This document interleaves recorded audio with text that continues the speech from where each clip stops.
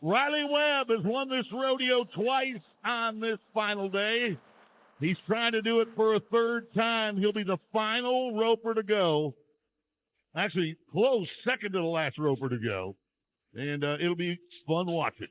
Yes, it will. And we don't want to belabor this point. We just want to make sure you can follow along. There are 10 in every contest. 4 will move on to our shootout round. The first man to try and set the pace is Marty Yates. He's number 5 in the world, an 11-time NFR qualifier. And unlike the wild card, he doesn't have to be number 1. He just has to be one of the top 4 to advance. But going early, his job is to put pressure on the rest of the field. Good job letting the calf back up. Here comes Marty. All right. I like the chances of an 8-5 being in the top 4. I do too, and I love the way he handles his slack. This is a slow-handling calf at the end of the line, so he holds it just a little bit longer to keep that calf up. Excellent work. Marty did his homework, and that 8-4 puts him in a great spot. That's the guy we always love to tell the story. He was going to be late for one of our performances one day because he was stuck in 610 traffic. So he loaded his horse out of the back of his trailer on the side of 610 and rode it to NRG so he didn't miss his chance to run at the rodeo. That's wanting to go, Hoss.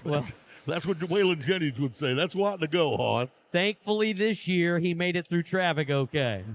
Speaking of traffic, this is the first time you will see this buckskin horse tonight, owned by the guy on the right, Logan Bird. Seth Hall is riding Peso. Down the line he goes, the all-around Cowboy from Albuquerque, New Mexico. There's a little bit of trouble flanking that calf, and he only takes 1 wrap and a hooey, so it's a gamble. But to be in the 9s, those are the type of runs that make you nervous, Boyd. Yeah, I'll put a significant amount of money on 8-5, and I'd put a small amount of money on 9-4. I mean, it's possible 9-4 makes it, but this field is so full of wolves and talent, including the guy that's about to go next. One of the top 20 in the world right now. He already won a guitar. This was the champion of Super Series 4 from Canyon, Texas. He's related to the Myers family, you know, Butch, Rope, Cash, Holden. NFR qualifier in 2024, Quade Hyatt, Canyon, Texas. You mentioned Holden. He'll be in the steer wrestling a little bit later on, so see if we can keep it all in the family. He was really close to the barrier line, and you see that yellow flag behind him in that camera shot. So for the first time, we'll explain it.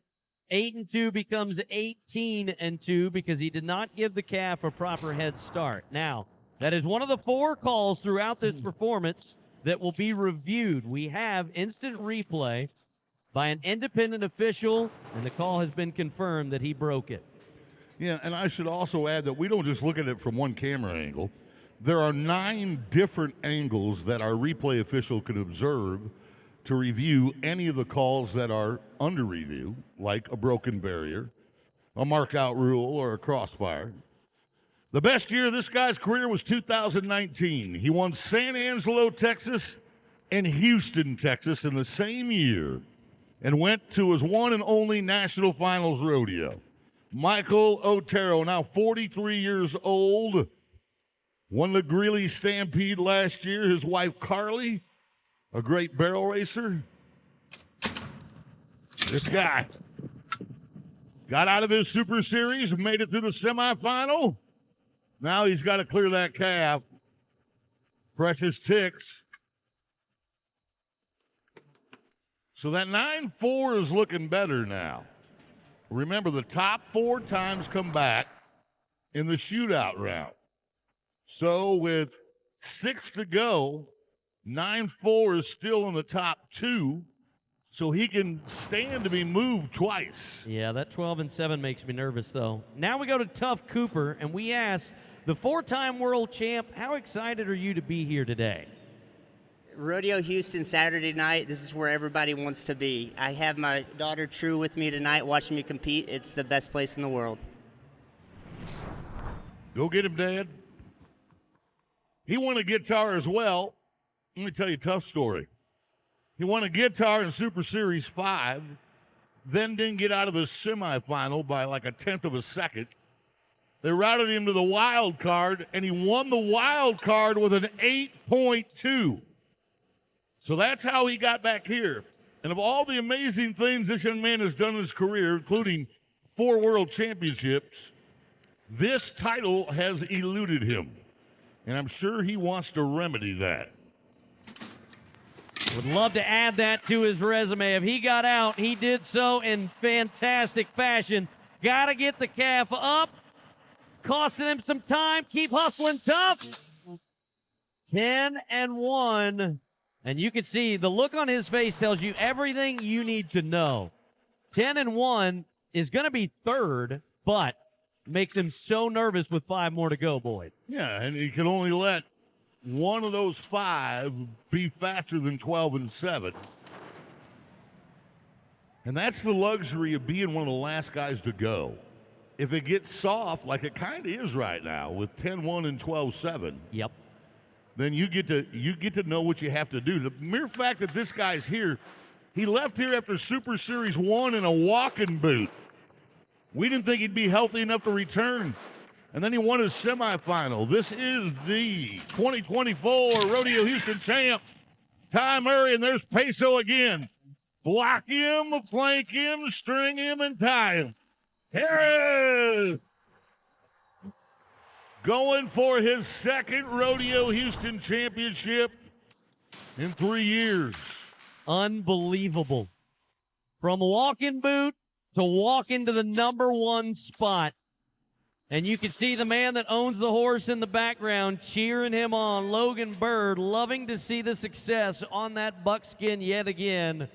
There's your number 1 man from Tom Green County. Give it up for Ty Harris and that 8-2. 4 more to sweat. The cut line is now Tough Cooper and a 10-1. Shane Hanchey said this rodeo catapulted his career, and we'll tell you why. Go back to 2011, left here as the champion. 2 years later, got his gold buckle, the 2013 world champion. Ever since then, he has made it to every single National Finals Rodeo for 16 years in a row. Got to be 10-1 or faster. Tough Cooper's on the chopping block. What? He had to be 10-1 or faster, and Tough Cooper has just been sent home by another world champion.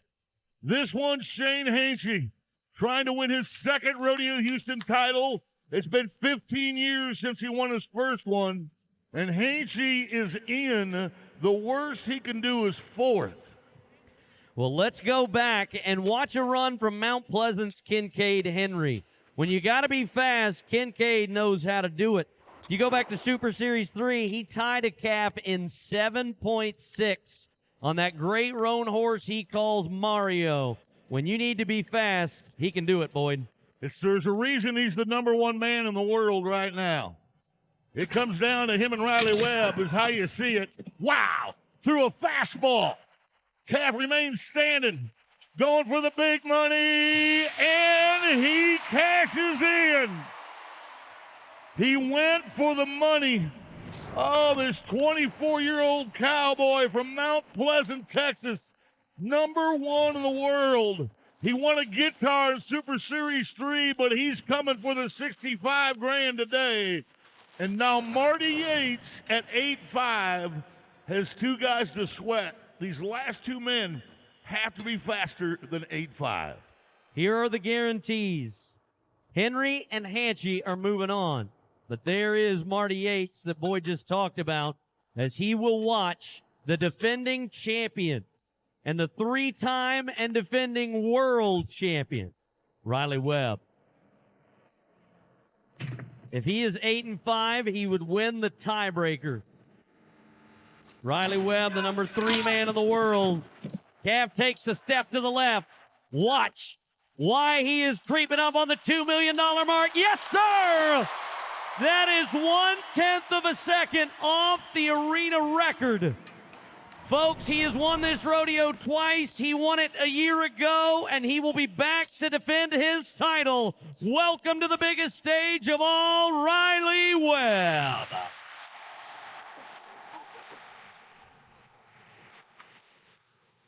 And now Ty Harris sits on the bubble as Marty Yates realizes he will not be in the Final Four. And Brushton Minton of Winter Springs, California. And all things being equal,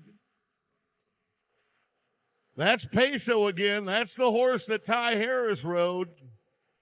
Let's see, Brushes won 5,200. Ty has won 7,000, so he's got to be 8-1. Mitten has got to be 8-1. 8-2 won't do it. Brushton on the ground. Red Baldy, string, gathering. Oh, he hung the leg. Hold your breath. Hold your breath. That's a wrap and a hooey. But if that calf tested at all,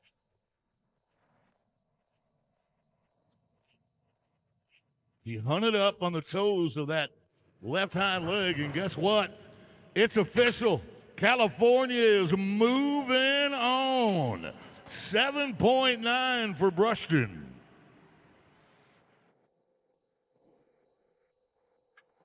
Woo! Use a little powder when it gets humid. World champion, Tough Cooper. The luck of the draw. Marty Yates, the first to go. Michael Otero trying to win a second Houston championship. Riley Webb going for his third. Kincaid Henry also in the money, as is Shane Hanchey. Folks, this is going to be a gunfight at the OK Corral when we get to the shootout round in the tie-down roping. Last year, who did it the best? Rocker Steiner, and we will see him again today as he tries to defend said title. He's got a whole host that he has to try to beat, including world champion Jess Pope, former Rookie of the Year Cole Reiner, world champion Keenan Hayes too, Boyd. I like it. And this might be his arch nemesis. This is Bradley Miller of Huntsville, Texas. He's got a horse that Rocker was 84.5 on. This is William Wallace for the two-time NFR qualifier. The former standout at Sam Houston State. William Wallace, an NFR horse from the Survey. Now remember, folks, half the score comes from the horse on a scale of 1 to 50. So ask yourself, on a scale of 1 to 50, how hard was that horse to ride? Then it's a scale of 1 to 50 for how well the Cowboy spurs the horse with his toes turned out from the front of the neck to the rigging. When you ride like that, you get a score like this, 88 points. Wow. We just saw Rocker Steiner in the Open. We asked him, how cool would it be to win this rodeo back-to-back? This is the rodeo you want to win. I mean, every major rodeo is awesome to win, but $65,000? Yeah, come on, just go ahead and just deposit it into my account. Why don't you? Hold on just a minute. There's 9 other guys that want their crack at the check, right? But I tell you what, if he were to win it back-to-back, he would join the likes of Casey Field, right? I think Casey's the only bareback rider I know that has won this rodeo back-to-back. I think he won it 3 times in a row. Well, when your name is mentioned with guys like that, you're in rarefied air. Got a horse called Pancake King. He was 87 to get here out of the semifinals. Little bit of an awkward start, but Pancake King is adding on some syrup. Yeah. There's been a change in this young man, Boyd, and I think you've seen it too. I mean, he always has been physically fit, but his spur stroke continues to get stronger and stronger. Yeah, well, when you're a world champion, you got to have a strong spur stroke. And guess what, folks? By half a point, Rocker moves to number 1, 88.5. And I'm pretty sure that should punch his ticket to the shootout round. Where do we go from here, Jaco Roper? The horse is Nacho Libre. Two-time NFL. I know. I hear you giggling. It is a great movie. I agree. I like anything with a nacho in it. Southpaw from Oklahoma. He won wild card number 2. So he was in Super Series 3, couldn't advance from his semifinal. So we got a loose horse out here in the pen. So Jaco is going to wait to finish his momentum until this horse finds his way out of the arena. Yeah, our pickup men, Chase Servey, Randy Britton, Taos Muncie, and Tyler Kraft assisting us in taking care of our livestock. I think that was Chase. And boy, if I am Jaco, this is just kind of messes with your plan, right? Because you got this system that you go through where you run your hand in your rigging. Binion's smiling at him. Okay, go behind it. All right, Jaco says, all I got to do now is walk up on this handhold. They want to sit right on top of that handhold and lift on that rigging. Binion just told him, go be 90. Nacho Libre hopping up in the air. And he might have taken Binion's advice. That horse stacked up. What does stacked up mean? It's like a pancake, a stack of them. When the horse quits traveling and just starts bucking in one spot. And Jaco just keeps spurring in the same spot. And 81 points is how the contest officials will brand it. And that will leave him vulnerable, folks. I don't know that 81 makes the shootout. I don't think so, and you can see the reaction from Jaco. He doesn't think so either. As we get that horse out, we take you now to the 2023 champ of the world, Keenan Hayes. Great shot of him packing his hand in that bareback rigging and creating a bind. He's matched up against Blasting Sand, a national finals bucket horse from the Calgary Stampede that Bradley Miller, who you saw just a few rides ago, was 87 on at the National Finals Rodeo. Former champion of the world. Gonna bring us our oh, Keenan. Don't do that. Oh, that guy has had some physical rides here this week. Keenan is the 2023 world champion, and Blasting Sand lives up to his name. He stings. And at the end of the ride, he gets rocked into his hand just enough for the judges to dock him 81 points for Keenan. That now splits third and fourth, and the next 6 guys will all be gunning to be more than 81.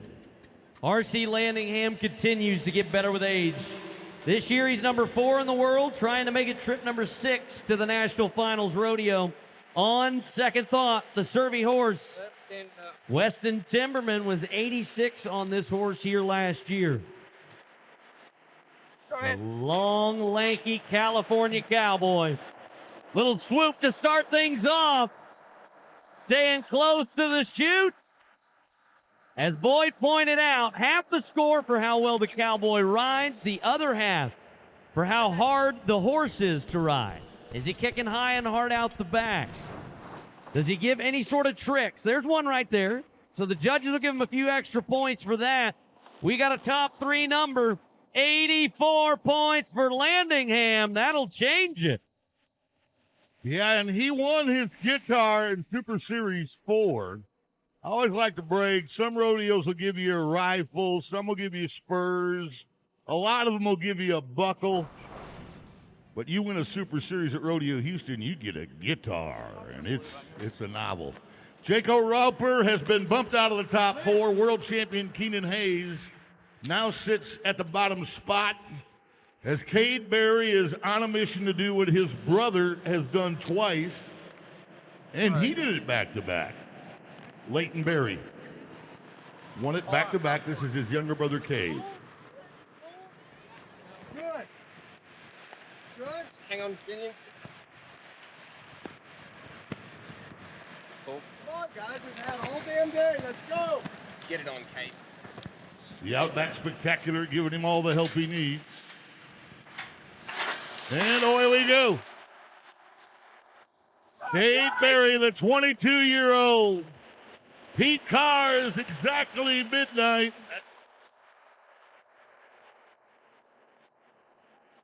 Pete Cars, exactly midnight. And, okay, folks, I have some explaining to do. Watch the hind legs of the horse. You see how they stay under the belly?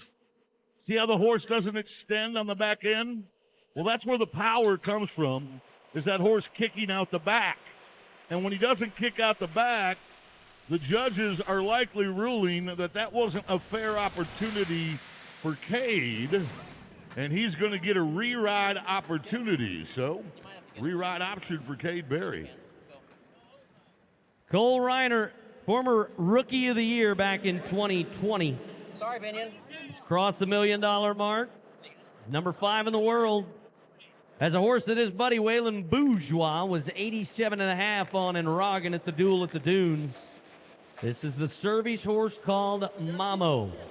I'm ready. Is it Mamo or Mamu? I think it's Mamo because there's no U at the end of it. Okay. I could be wrong. Well, I could be wrong. Never been to one of the naming parties of a stock contractor, but I heard they can get out of hand. Well, I've already had to sign one apology for you today, so I don't want to do another one. All right, Cole. You need to be more than 81 points, buddy. 85. Probably going to take more than 81 anyway. Nice, strong mark out. Some subtle moves left and right from Mamo. And I hope we can move into the right direction. Yeah, Mamu, you say potato, I say potato. Almost ran over a judge. Swooped him back to the left and right. And Cole, 83.5. So that's good, but it leaves him vulnerable with 4 guys to go. We got the 3 that haven't went yet, plus the re-ride for Cade Berry. Now, let's go to a guy who won the same year he won RodeoHouston. He won the World Championship. Then he was 88 in his wild card because he didn't survive the semifinal. Jess Pope, Waverly, Kansas. NFR bucking horse from the Cervies called On Your Own. Cade Saunier was 85 on this horse here a year ago. This is a Little Red Roan. Push on her one time, Kate. Just got to put a hand on her. All right, let off of her. Get your head around, sweetheart. I'd like to see her stand up just a hair. Pull her head to you, Kate. She's squatting, and he wants her to stand up. Remember the mark-out rule. Got to have the heels of your boots in contact with the animal above the break of the shoulders once the front feet hit the ground. The start's so important to get your timing and rhythm down. He's not a veteran, folks, or at least don't call him one. Yeah. Got to be more than 83.5. I think he did it. This roan horse gives him a chance to stare straight down the neck and fire those feet forward like he's done so many times. Pull him back to the rigging, and yes, he did. He's in the top 3, 85.5.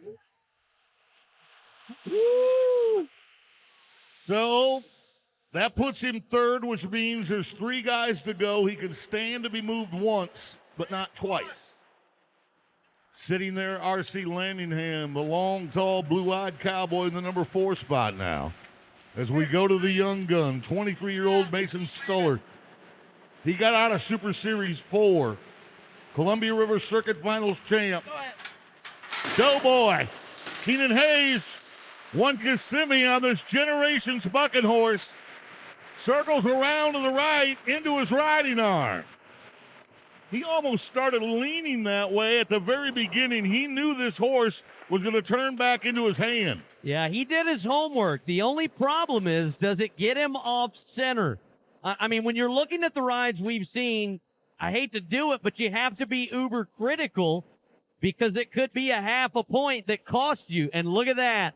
85 points has him fourth, a half a point behind Jess Pope. And 85 is now the cut line. And now you watch the number 1 ranked bareback rider in the world. Really? Yeah. How'd he do that? Well, he won San Antonio with a 91-point ride. This is a 20-year-old cowboy who's already qualified 3 times for the NFR, although he's only went 2 years. He's qualified in the bull riding twice and the bareback riding this year. Wasey Shala on the Blue Ridge Bay. Got to be 85 and a half. Come on. Well, 85, I think he will win the tiebreaker at 85. So it's not 85 and a half, it's at least 85. Shala on the Blue Ridge Bay from the Survey brothers. Number 1 bareback rider in the world. Verdict comes in, 85 points. Stuller gets bumped. Even though he had the same score, Shala had won more money in his Super Series, and that man just lost the tiebreaker. And that man has one guy to sweat. Let's go down to Janie. Jess, that horse was kind of giving you some trouble down in the chutes. How important, how much was on the line that he had to be just perfect? Yeah, she wanted to squat right there once I got under it, just anticipating the start. For a chance to win $60,000 today, you got to have them standing up just to give yourself a fair shot. It's just a businessman deal, but nobody wants to be in there any longer than they have to be. But at the end of the day, we got to take care of business too. Well, you're a past Rodeo Houston champion. You're now headed to the championship round. What's going through your mind? Just extremely blessed to be able to be here, to be able to be on this stage, the things I get to represent and the cowboy culture, and I'm just excited to get on another one. Congratulations. Thank you. Guaranteed to move on. We have one more to go, though. That mustache is filling out, too. Yeah, that's shoe polish. Don't let him fool you, okay? So there's Wasey, 20 years old, looking up to a guy that I'm sure he grew up admiring, because when Jess Pope won his first world championship, you know, Wasey was just 16, 17 years of age.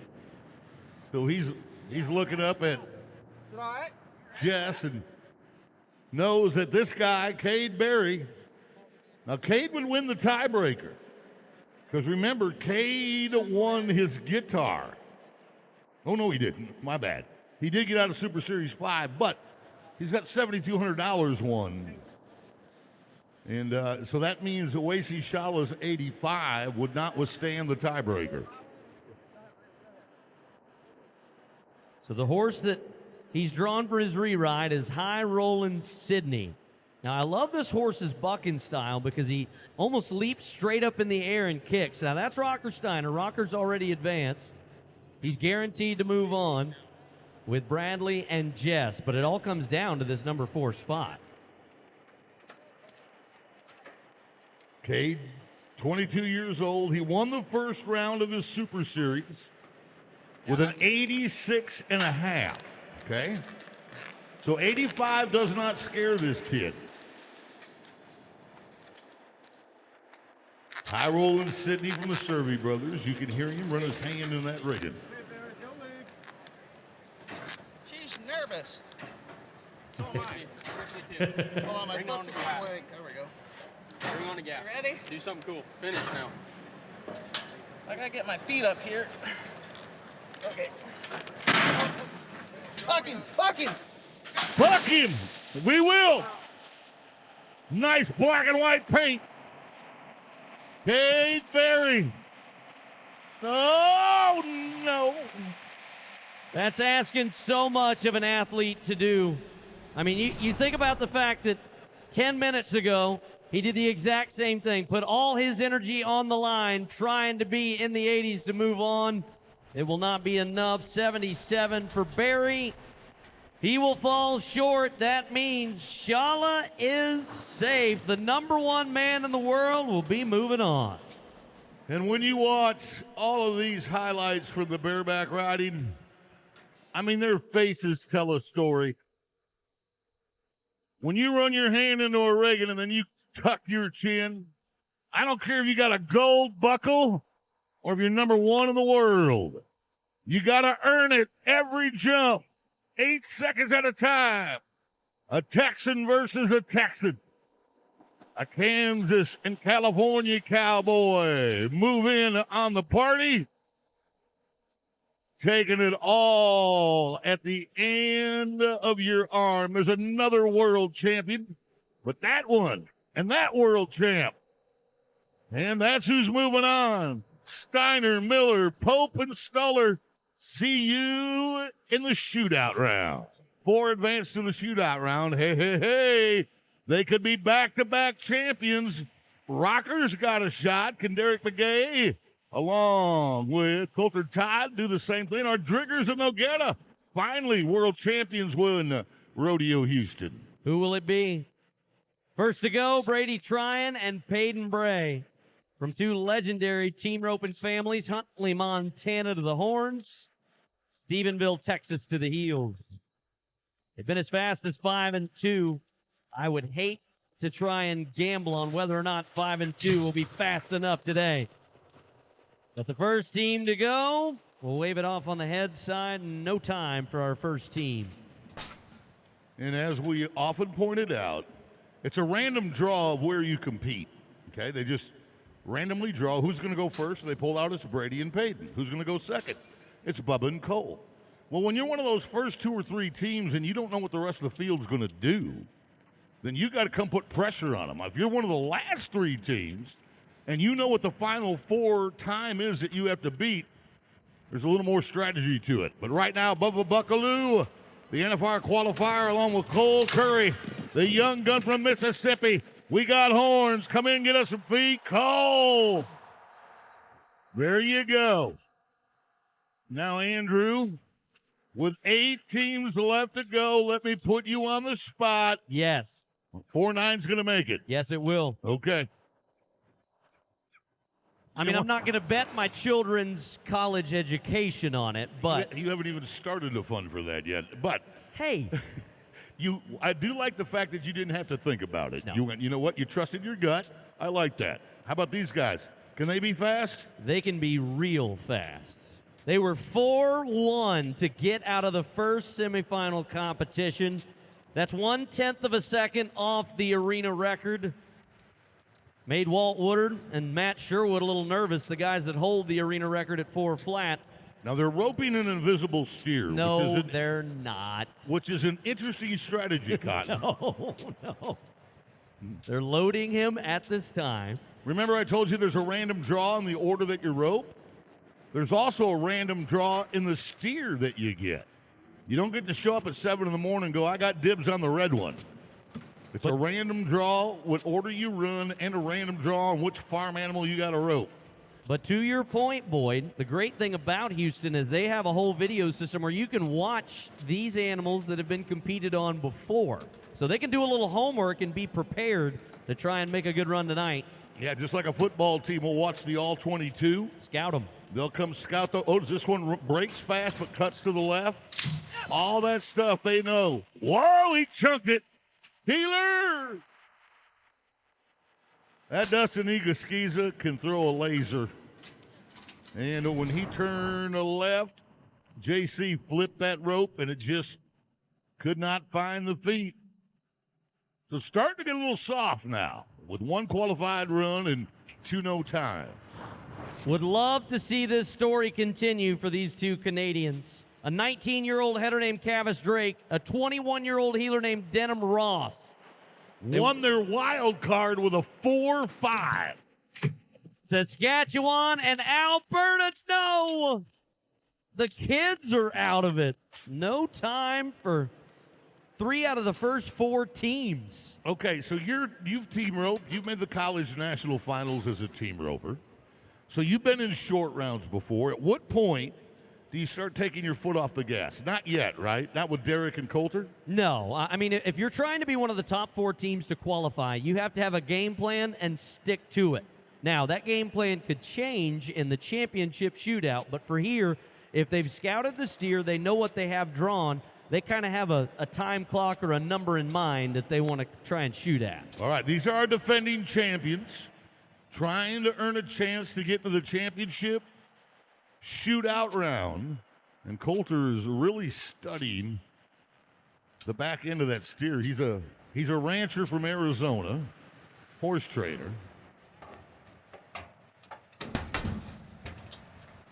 There's the camera. No other place gives you as many looks as we give you in Houston. Well, there's two reasons he's doing that, Boyd. Number one, it is the athlete's responsibility to make sure that the correct steer is loaded and that you don't run the wrong animal. And he also wants to make sure that steer is standing. Coulter has done a lot of heading on his own, so he understands the start just as well as Derek does. Navajo Nation is proud of that young man right there. Derek Begay, 42 years old, 12 times in the national finals, NFR champion in 2023. And he is a Cowboy's cowboy. This guy can do it all. There you go, Derek. That's it. Coulter salivating. Look at this. So now we have 2 4-9s. And Begay and Todd would win the tiebreaker. So Begay and Todd officially moved to the number 1 spot. I'm not saying I'm nervous, but you didn't ask which 4-9 would advance, so my play is still alive. Yes, it is. Caleb and Junior. I talked about him on social media with Janie previewing our championship night. I'm surprised that these guys, they're probably going to be first ballot Hall of Famers. Uh-oh. We just had a steer escape. What? Okay, the steer's like, I want an attorney. Yeah, they knew we were fixed to start bragging on 2 world champs, so he was like, you ain't roping me. So, look, we do have a process for this, okay? We always draw what they call an extra steer. So once all the teams have been drawn a steer, then we pull one more number out of the hat, and we go, okay, that's the extra. Well, what's that for? For what you just saw.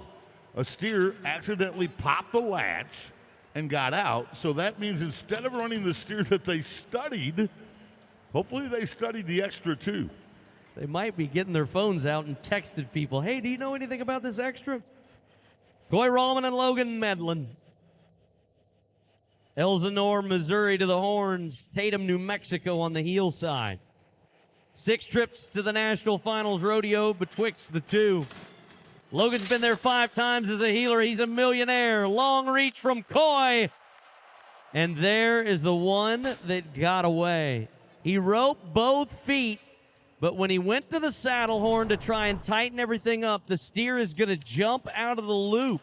It all comes down to timing. Watch this. He catches the steer, but when the steer hops up, he hops out of that loop because of the extra slack.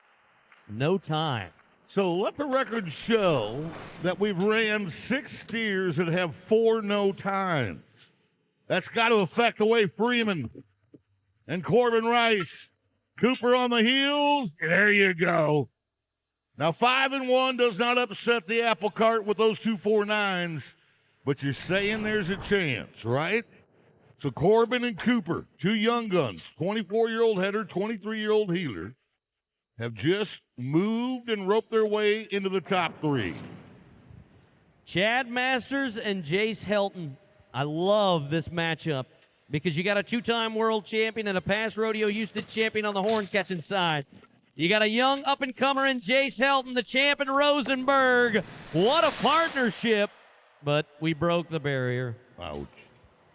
14-9. Again, that's one of the calls that we will confirm. Watch. This steer does not run as hard as the other cattle have ran. This steer is not really just, running like he's trying to win a race.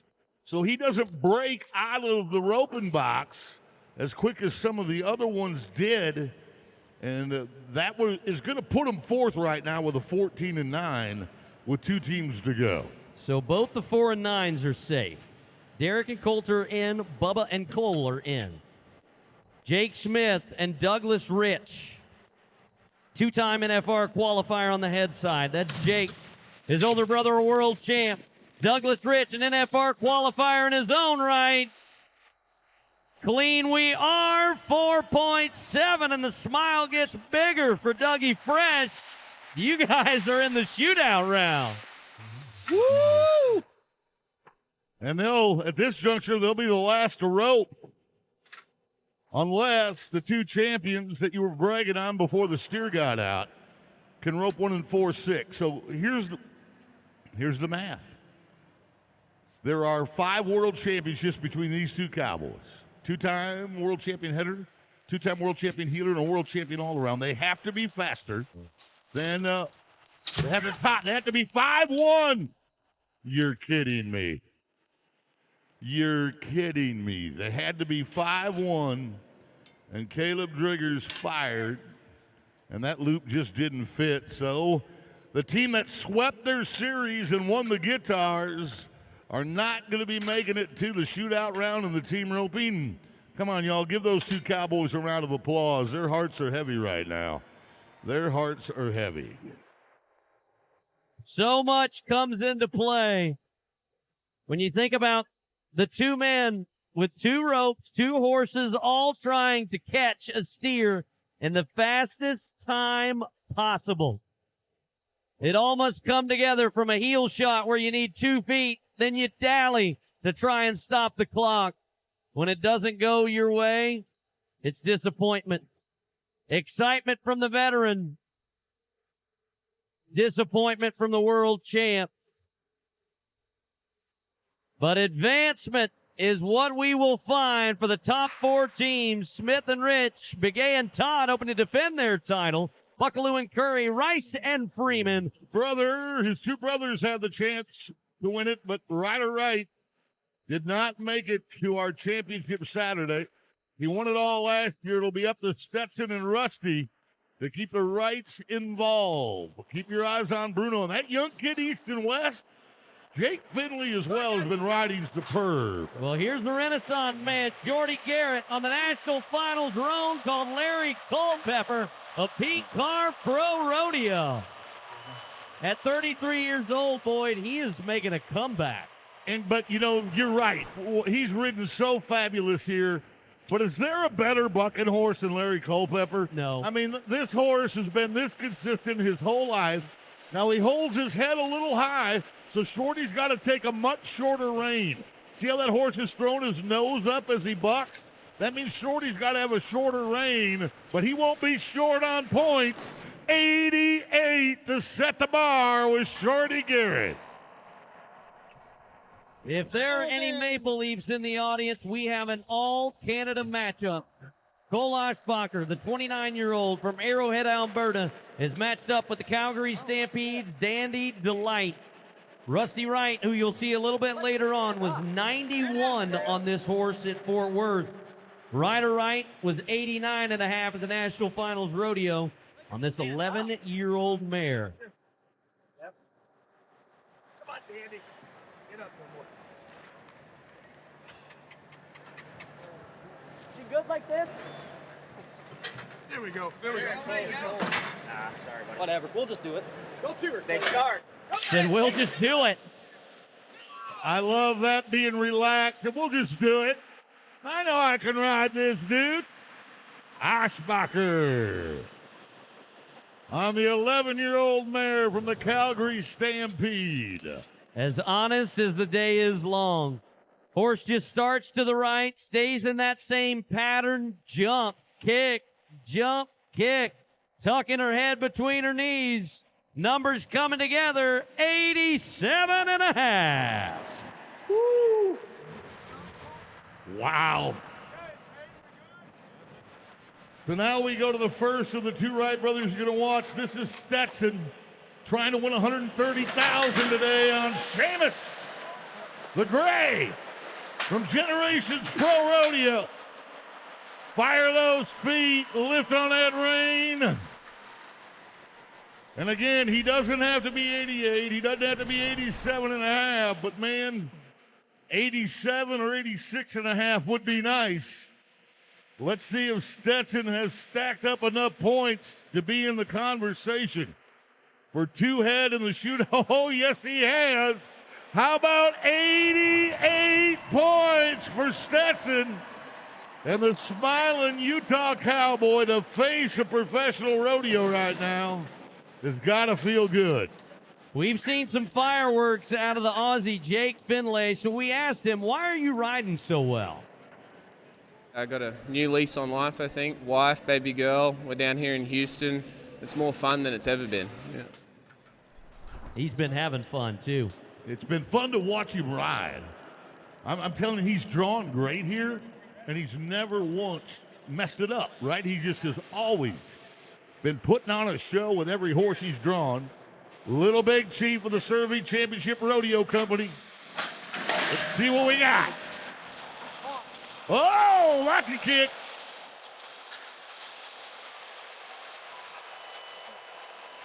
Woo!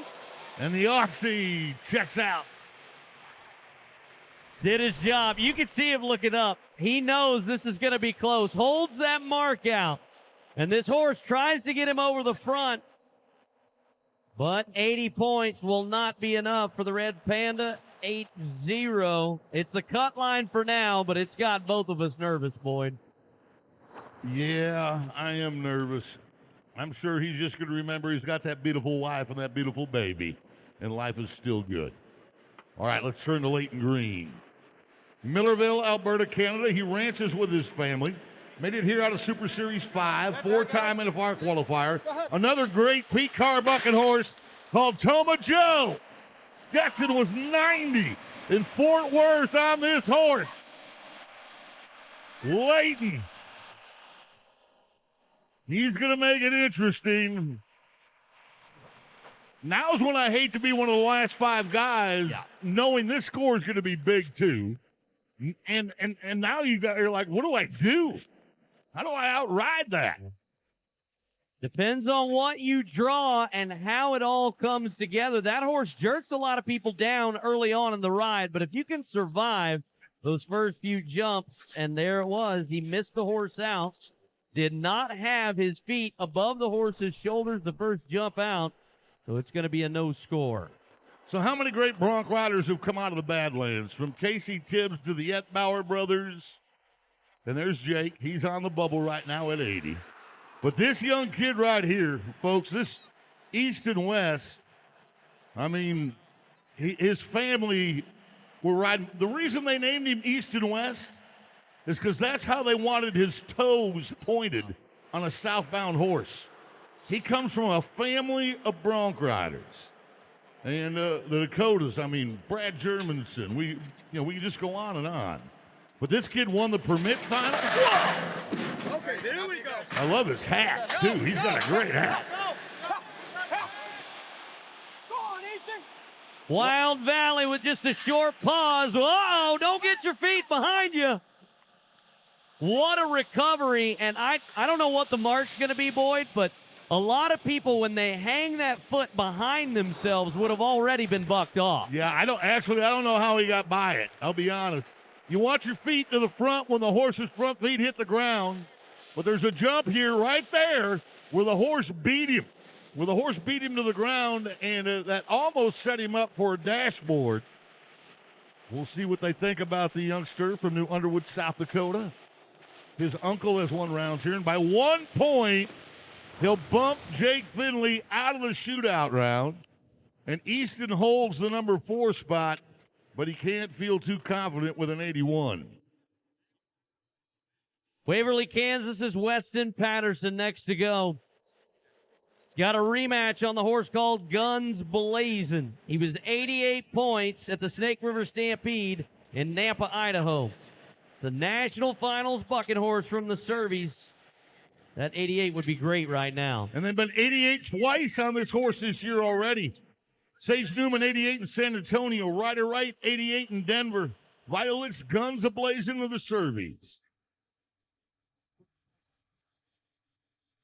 Got to be more than 81. Too quiet out there. Ride with him. Come on, Kansas. Uh-oh. Head down. Ooh. Horse steps on his back on the way out. And the first one to him is the guy that owns the horse, Binion Survey. Yeah, now when we're so proud to have Houston Methodist and the Rodeo Houston Sports Medicine team, he's not wearing a protective vest. Most of our Cowboys do wear a flak jacket vest, and right here is when he'll start rethinking it. First, just missed his head, ripped his shirt. Ooh, folks, you believe in prayer? Go ahead and say one. Sure can't hurt. Weston Patterson, 24-year-old Cowboy, coming off his first trip to the national finals. Look, we're not going to speculate on the nature of this particular injury, but if we receive information, is he standing up? Hey, have you ever heard the saying, Cowboy tough? How about giving Weston a round of applause for being Cowboy tough? Wow. 84 points for Patterson after all that, too. So Alan Bohr will be the next to try from Axtell, Utah. The winner of Super Series #1 on a horse called Forgetful Nelly. Stetson Wright was 89.5 on this horse at Fort Worth. What a wicked move. No fun. So depending on the score, we should mention if Weston is not healthy enough to compete, because Weston is currently in the #4 spot with an 84, we would probably, I'm assuming, move up the next highest score, which right now would be East and West, unless Alan Bohr moves him, then he doesn't. Alan comes in with an 81-point rider as well, but with Cade Bruno and Rusty Wright left to go, I don't think 84 is safe. I don't think so either. Cade Bruno has a horse called Ricky Bobby, bay horse from the Cervies that has been to the National Finals Rodeo. Seen Lefty Holman be 85.5 last year at the National Finals on this horse. And Cade has been riding excellent. Won Super Series #4, was 86 in the wild card, and that would be enough at this point to advance him. He loves Mexican food, too, so you know he's had a good 2 weeks in Houston. Lock that gate. Want me to pull him around? Yeah, try. Trying to pull that horse around. He don't really like that either, does he? He's leaning on the Cowboy's leg. That got better. Go! Said he's better now. As you see, first jump out. Feet have to be above the shoulders. Spurs in contact with the horse. And Cade is doing some special things. I think the 84 is in trouble, buddy. I think that's a good bet. Slide in all your chips on that one. There's a reason this guy's the #5 ranked saddle bronc rider in the world on Money One. That's how you get your points. Every dollar is a point. And he joins the crowded field. 87.5 for Cade. That means Cole Ashbacher is in the hot seat. And this, my friends, is the #1 man in the world. His dad won this rodeo in 2012. His brother Ryder's the defending champ. His brother Stetson sits #1 with 88 today. Can Rusty Wright catch him? Milford, Utah, Mike Concho. Got to be 88. Keep going!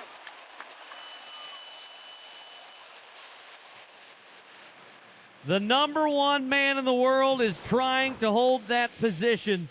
He's won over 100,000 so far in a young season, with the summer awaiting. When he needs to be 88, he is 87 points.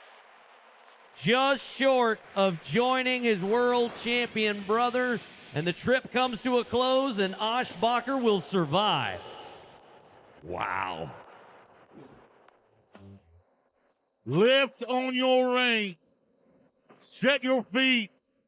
Shorty Garrett showed you how to do it on Larry Culpepper with a very first jump. Calgary Stampede brought you some buckers. And the dismount isn't always pretty. Sometimes you can spike the landing. Ashbacher realizes he's moving on. Alan Bohr a little short. Cade Bruno joins the field, but leading the way is Stetson Wright. Jordy Garrett, Cade Bruno, Cole Ashbacher, they're all going to the shootout round. And unfortunately, Tucker Allen was unable to make it to championship Saturday to defend his title. He did go on to win the world championship after winning Houston. Dalton Massey's a Rodeo Houston champ. Chance Howard is 6'6". Donnell Henderson is 6'8". The big boys have come to play. The winner of Super Series number 5 and our champion from 2023, that's Dalton Massey.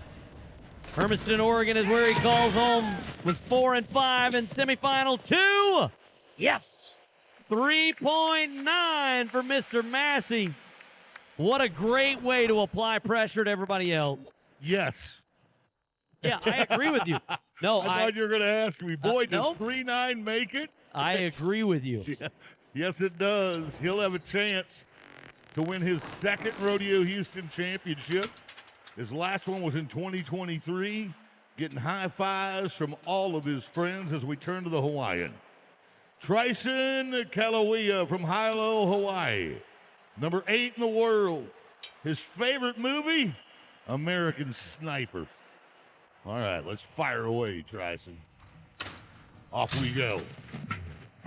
Down, 30. Oh!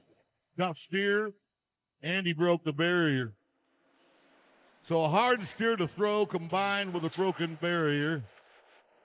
There's another look at it again. That's one of the calls that is automatically reviewed by our replay official.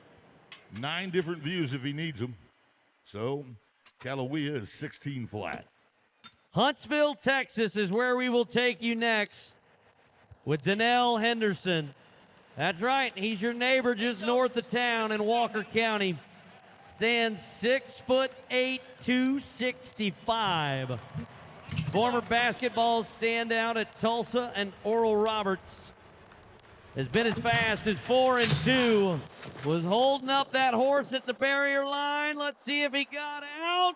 He did not. 15 flat as he loses a boot, and we add 10 seconds to it. 15 flat for Donnell. Yeah. Well, look at his left hand or his right hand. He's trying to hold that horse back. Former Rookie of the Year back in 19, and that's why your mama tells you to wear clean underwear. You never know when your boot's going to fall off. Let's go to Don Payne, Stephenville, Texas. His cowboy life started in a pawn shop.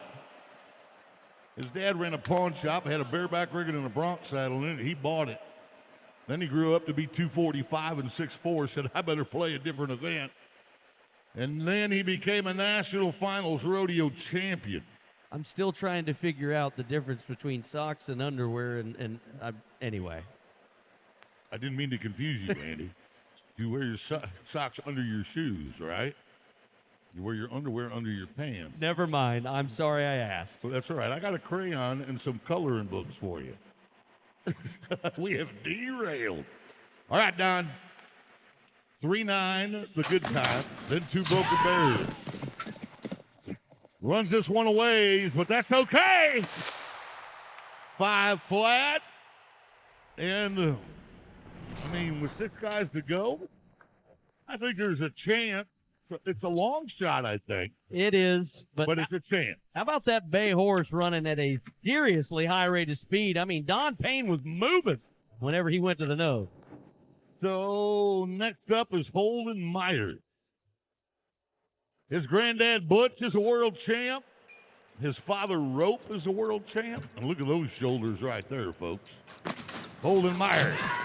Next up, 26 years old. He made the Final Four last year. And at 4.8, he'll move into the top 2 to be in that shootout round. He is comfortable in this building. As you see him reach out to try and grab that yellow steer, great job. Now, we talked to Chase Crane a little bit before the rodeo, and we asked him, how are you feeling coming into today? I'm super excited. Houston, I'm glad to be here. I love you guys. I just want to see that victory dance again. I do, too. 15 flat or faster to sneak into the number 4 spot, which shouldn't be tough. But obviously, under 5 is his goal. He was 4-3 in the wild card. Oh, yeah. But he broke the barrier. Broke the barrier. 14 flat. So he tips his hat to the crowd, but more than likely, there it is. You can see it tripped by the horse instead of the steer. He is 4th for right now, but if it's just a clean run for the 10th guy to go, you got to think he'd make that. Let's go to a guy who won a guitar in Super Series 4. And then he did make it out of his semifinal, and he won wild card number 1 to make it to tonight. He's won the gold medal, the Salt Lake City Rodeo, days of 47. Chance Howard, coming off his first trip to the NFR. 6'6". He stood on the ground. No, still didn't get that 4th leg to extend. So you all are wondering, well, the steer's on his side. Why didn't the clock stop? Here's why. Watch the left rear leg of the steer. The rules say that all 4 legs of the nose have to be pointed in the same direction. But that left rear leg is buried under the belly. See it? It's buried under the belly. It still hasn't extended. So he has to keep rolling until that leg finally pops. It does move him into number 4 at 9 and 7 with 3 to go. Great analysis. We have one man from Sulphur, Louisiana, who is already advanced in the tie-down roping. Let's see if his neighbor can do the same. Can Tristan Martin join Shane Hanchey in the championship shootout for the Cajuns? He's number 15 in the world. Collegiate champ for East Mississippi Community College nearly a decade ago. 2-time NFR qualifier. Needs to be quicker than 9 and 7. They're yelling, you're out. Oh, no, he lost the right horn, flipped it on the inside, and then couldn't grab the right horn, and Chance Howard can't believe that he's still safe. Wow. Yeah, we got to look at this. That inside horn slips away. He's trying to regroup and tackle, and he can't. All right, 9-7's the soft spot right now. Number 4, Don Payne's at 5 flat. But here's Mike McGinn back in Super Series 5. Watch him. He's going to throw this steer in 3.9 seconds. With a big smile on his face, he'd take that run again. They're telling him he's out. Yelling, yeah, we'll finish the job, Mikey! 4.4 bucket because Haynes, Oregon is moving on. Guaranteed of it. So is Holden Myers. Dalton Massey, Mike McGinn, and Holden Myers is going to make it to our shootout round for the 2nd year in a row. The question is, will Don Payne survive Seth Peterson? Because if Seth Peterson, let's look at when he won. Yep. If Seth Peterson is 5 flat and matches Don Payne's time, Peterson would win the tiebreaker. So he has to be 5 flat to get a trip to the shootout round. He's got a world champion steer wrestler hazing for him. And that flea bit gray, a lot of guys like to ride that horse. Finished 4th in Super Series number 2 just to make it here. Watched him win the Sky High Stampede in Monte Vista, Colorado. Quick start. Can he be quicker than 5 flat? Oh, a slow falling steer. And by 0.2 of a second, he will wind up just short at 5 and 2. Left rear leg again. Once again, it's the left rear leg on the steer that doesn't extend after he throws. It's buried under him. If that leg would have popped 0.2 of a second quicker, Seth would have been moving on. But instead, Don Payne, the former NFR champion, is going to get a shot in the shootout round. A look of intensity as they string that barrier line up to start. The men with the biggest muscles of all. Turning that steer to the left. Then you reach down and go to the nose unless it escapes you. It's grit, it's try, and a little bit of timing. Disappointment and a hat tip when it doesn't go as planned. And a look that says better luck next year. Hold on to your boots if you made it in our top 4. It is Rodeo Houston champ Massey from 23, McGinn, Myers, and Payne. I tell you what, if previous times are any indication, yes, Kassie Mowry could win her 3rd Rodeo Houston title and her 2nd back-to-back. Won't be easy, not with Beisel and Lockhart starting things, and Haley Kinsel in that lineup as well. Let's start with the number 1 ranked barrel racer in the world. She swept Super Series number 3. It's the riding redhead, Emily Beisel, Weatherford, Oklahoma, into turn number 1. This cowgirl was phenomenal in Super Series 3. Won $9,000 in that series. Come on, number 1 in the world. And 14:45. Yes, it'll make it. Did I start something all of a sudden? No, I just I was trying to preempt your question. I like it. Lisa Lockhart of Ulrich, South Dakota. Been as fast as 14:65 on this buckskin mare she calls Rosa. First cowgirl to cross the $4 million mark in barrel racing earnings in the WPRA. 17-time NFR qualifier. Trying to get her first Rodeo Houston buckle. The Badlands lady with a 14:78. Now that's where it's a gray area.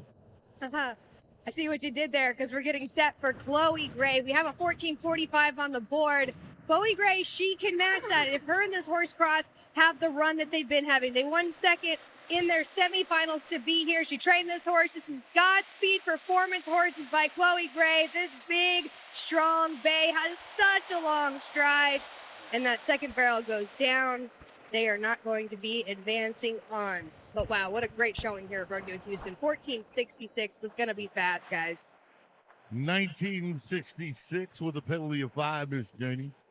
Now let's turn to the 2020 Rookie of the Year, who went to her first NFR in 2023. This is Paige Jones, Wayne, Oklahoma. She made it out of Super Series 2. She advanced out of her semifinal. Game on for the 2-time champion of the Cody Stampede. Remember, folks, the louder you get, the harder they ride. She lifts her leg to get by that barrel. Yep.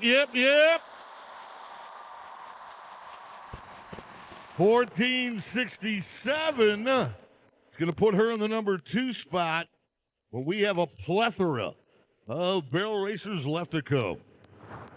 Laura Lee Ward of Fort Lupton, Colorado, one of those.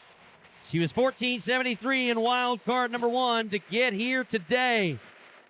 She's won rodeos from Douglas, Wyoming, all the way to Levant, Maine. The chestnut horse stretches out, but shoulders the final barrel. It'll cost her 5. As it all comes together, 1963 for Laura Lee. Well, our first barrel racer out, Emily Beisel, number 1 in the world, came out here on that awesome Palomino mare Chewy and made a smoking run, 14:46. 4th is going to be the bubble, but we want to take a look at the number 1 girl, Emily Beisel, and the number 3, Lisa Lockhart, 18 times to the National Finals Rodeo. Let's see where it all played out. Lisa runs to the left on the buckskin called Rosa. That's Emily on the right on the Palomino horse. You can see Lisa actually maybe took a step by that first barrel, could have cost her just a little bit of time. And then Emily comes into that second just a little sooner, and different horse styles as well. Chewy's really little, really wraps a turn with Emily, and Rosa, she's a true veteran, really turns the barrel as well. But they are a little bit separated here out of that third barrel. Emily's quite a bit ahead with that 14:45, but a 14:78 is still a fantastic time, but that puts Lisa Lockhart at 3rd, and the bubble is 4th to be moving on. We have a lot of great barrel racers coming up, but we have a 2-time Rodeo Houston champion, 2-time world champion, Kassie Mowry, who's already ran the fastest time we've seen, so far at Rodeo Houston to win her semifinals. Her and Jarvis came in here, made one of the most beautiful runs I've ever seen inside NRG Stadium to be a 14.09. Now, they are your reigning champions at Houston, and people are saying that Jarvis looks even better this year than he did last year. So if they can come back, do exactly what they did at their semifinals, hey, they could even go a little bit slower, and they're still going to move on. That is how impressive the team of Kassie Mowry and Jarvis truly is inside the stadium. And then you got Hali Kinsel that's going to put the pressure on right before Kassie comes out. Let's go to Summer Cosell, Glenham, South Dakota. NFR qualifier in 2023. Moved out of Super Series 5 to the semifinal and then earned a trip to Championship Day. Cosell around the first one. That was a beautiful first barrel. Same thing for the second. She's making her move. Got to be faster than 14.78 to be strong. Wow, number one. Oh, it's too quiet in here. She just took the lead. 14.37. Ooh, it is a fast night. We're chasing that 14.37 to be number one, but we have to be faster than a 14.78 if we want to move on as we get ready for Katie Jo Halbert. And she actually made a horse change. She made it here through the wild card. Last night, she busted out her old faithful, Miss Melania, a mare that she has had so much success on for so long. And this is a comeback story for this horse. This horse was injured about 2 years ago, and it's been about a year since she's been able to come back into competition. And this horse has come back in full form. And Katie said she decided to go ahead and pull a Hail Mary last night in the wild card. She borrowed a horse for her Super Series to move on, didn't make it out of the semifinals, and pulled out Melania for the wild card. This awesome bay mare, Katie Jo Halbert, she's from Huntsville, Texas. She's going to ease this horse up there. They've only made one run inside NRG Stadium, so this could be really good. All right, we're going around that first barrel. Maybe took a few too many steps around. It cost a little time, but this mare is spunky. And then we got caught in that ground at the second barrel. Cost a little bit too much time. Let's hear it for Katie Jo Halbert. What a great showing. Still a super fast run, 14.65. It's actually going to move them into third, guys. They even had mistakes in there. If that moves on, look out for what they can come back and do in the Shortco. Well, now Paige Jones drops to the number 4 spot at 14.67. And we give way to the one and only Hali Kinsel and sister. 4-time champion of the world, Texas A&M on the move. Wearing her eggy maroon on this Saturday afternoon. Come on, y'all. You want to see her win this rodeo?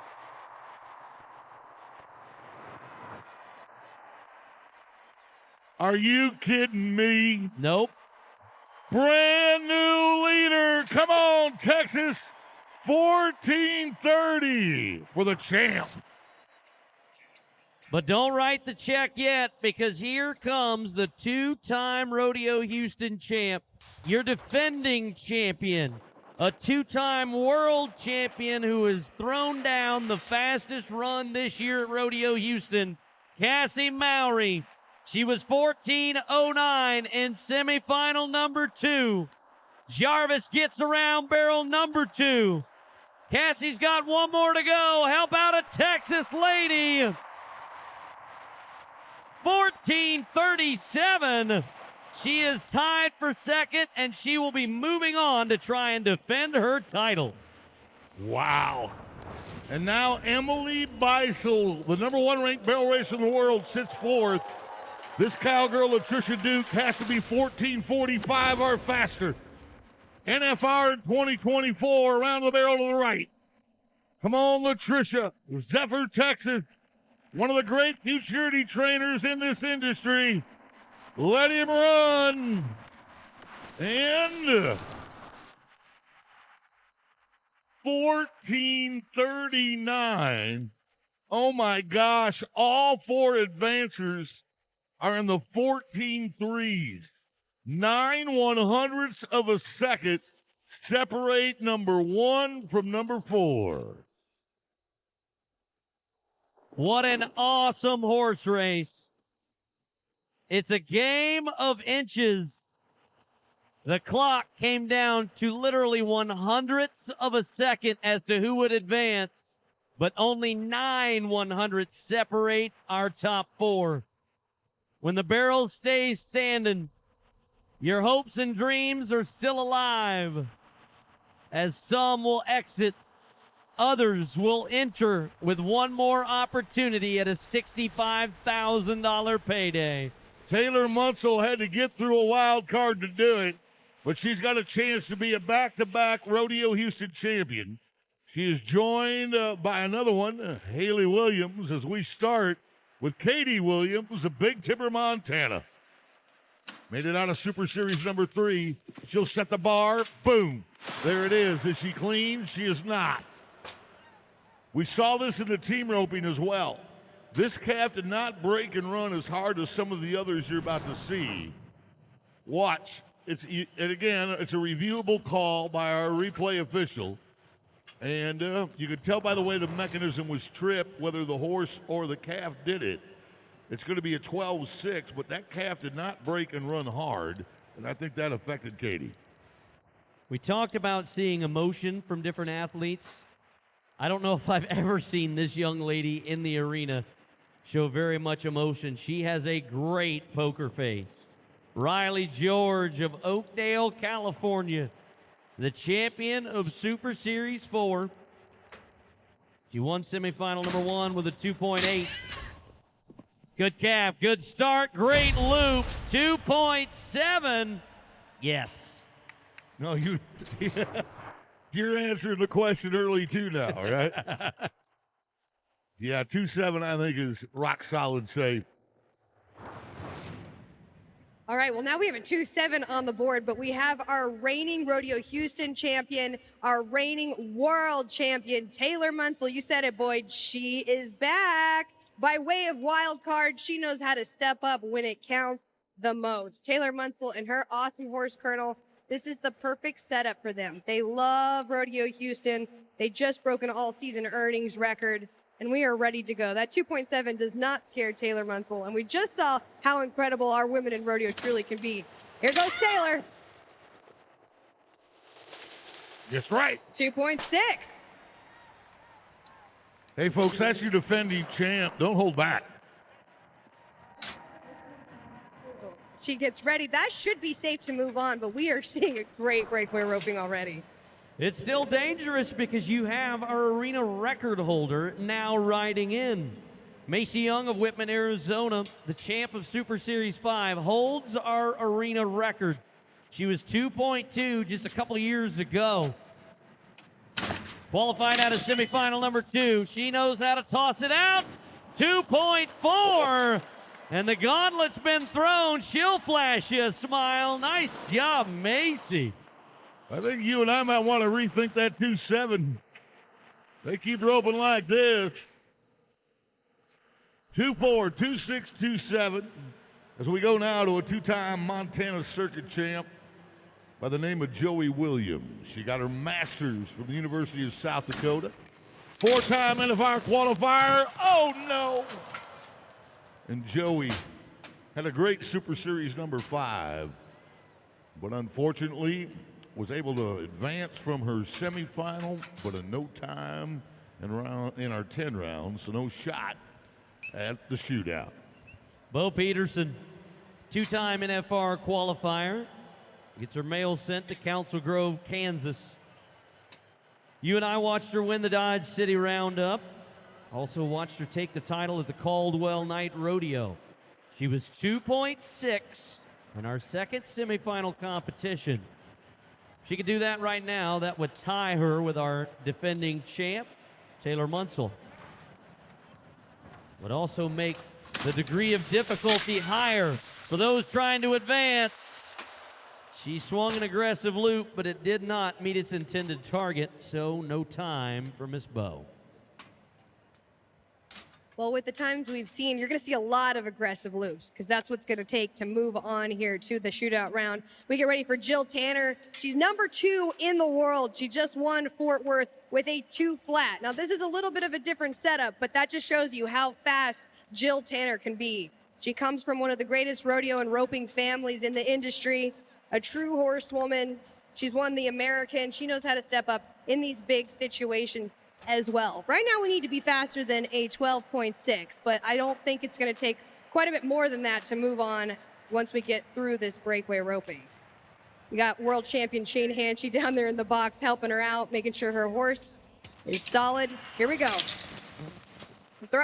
It's going to be a no time for Jill Tanner. Not moving on, guys. That's 3 no times in a row, and I would submit to you, the reason we've had 3 no times in a row is because we had a 2-4, 2-6, and 2-7. And everybody feels like that's where they need to be. Let's go to the 2025 Rookie of the Year. She won her guitar in Super Series number 3. This is Hayden Thompson from a ranching family out of Yoder, Wyoming. She won her wild card with a 2.4.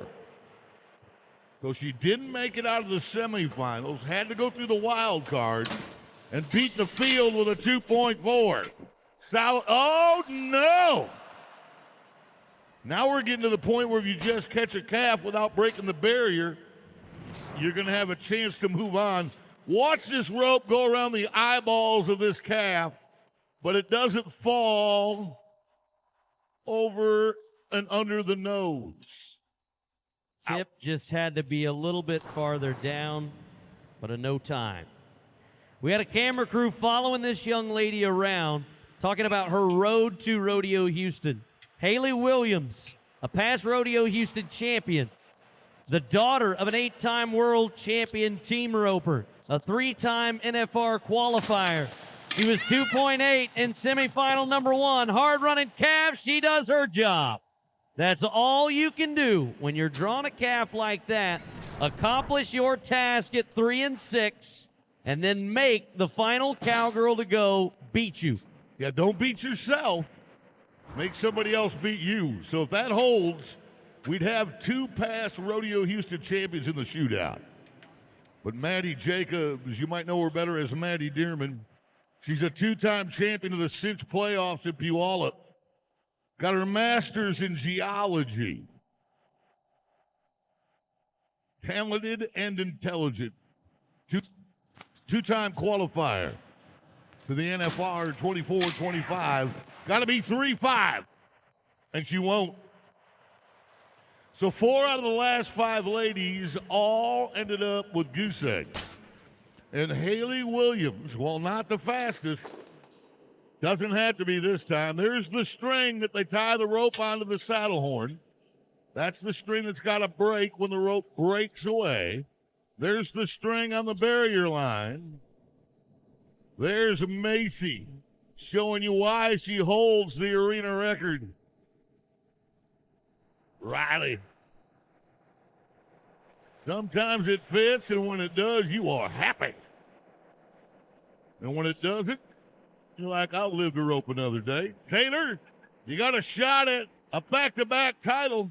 Macy Young holds the arena record. Taylor Muscles, the defending champion. You'll see him again today, too.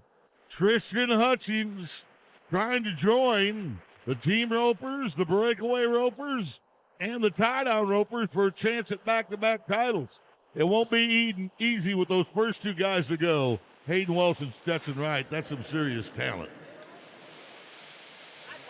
We are warming up that rope and getting ready for the bull riders. As we welcome our bullfighters, the men that will be protecting them. On the left of your screen, we welcome the GOAT, the greatest of all time, Dusty Tuckness. The man in the middle, 6-time NFR qualifier, Nate Justice. And to the right of your screen, the brand new daddy, the fastest man on cleats, Bo Sheets. And don't you dare forget about this guy. He has been a Triple Crown winner, a Clown of the Year from Soper, Oklahoma, Mr. John Harrison. Hey, Houston, are you ready to ride some bulls? Let's do it with Hayden Wells, Gillette, Wyoming. Oh, got in trouble early, and that big high-horn young bull from the Cervies called Goosebumps. He'll leave you with a memory you won't soon forget. Yeah, Hayden's trying to do what his daddy did. Okay. The next 8 seconds are really important if we're going to make history at Rodeo Houston. Stetson Wright has already made it to the shootout round in the saddle bronc riding. He's won 1 world championship in the saddle bronc riding, but he's won 3 world championships in the bull riding, including the 2022 Rodeo Houston title with a 93-point ride. But if this man wants to win 130 grand plus, and it'll be way over that when you add what he's won in the bronc riding and the bull riding so far, he's got to ride this bull for 8 seconds. This bull is 45-13. Push his ass. They average 86. The 26-year-old face of professional rodeo. Boyd, we watched him yesterday advance from the wild card with an 88-point ride, and it was almost like a streak breaker. He had kind of a cold streak, and his dad told him, just ride one, and you'll get all those good feelings back, and that's exactly what he did. Sonny B, serving championship. Fire that right foot. Keep that right foot, Stetson. Keep that right foot. There you go. He's remarkable. He is one of a kind. And as Boyd pointed out, a 6-figure payday is still alive for the incomparable Stetson Wright. Around to the left, into his hand, and Stetson might as well pay the mortgage off. He owned that bull. Numbers coming together, 85.5.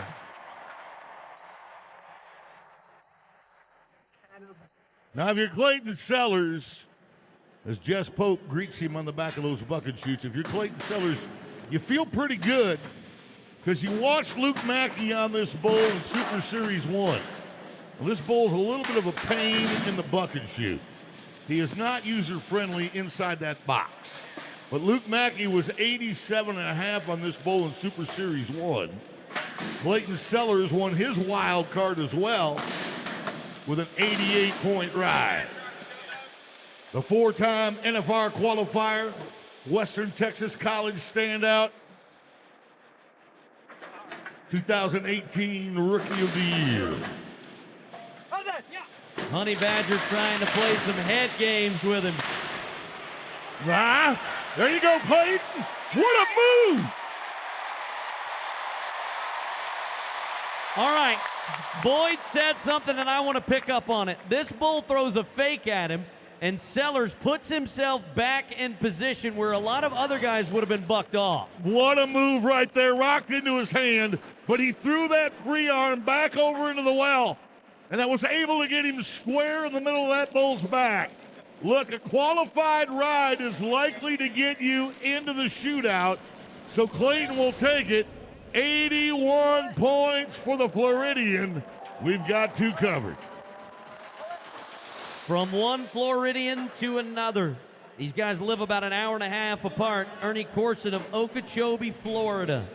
Number 21 in the world. He's been dominating the Sunshine State this year. Won Jacksonville. Won Brighton on the Seminole Indian Reservation. Was 88 and semifinal number 2. He's got a national finals fucking bull called Smoking Hot. No, Ernie. That left foot came unglued, and down goes Corson.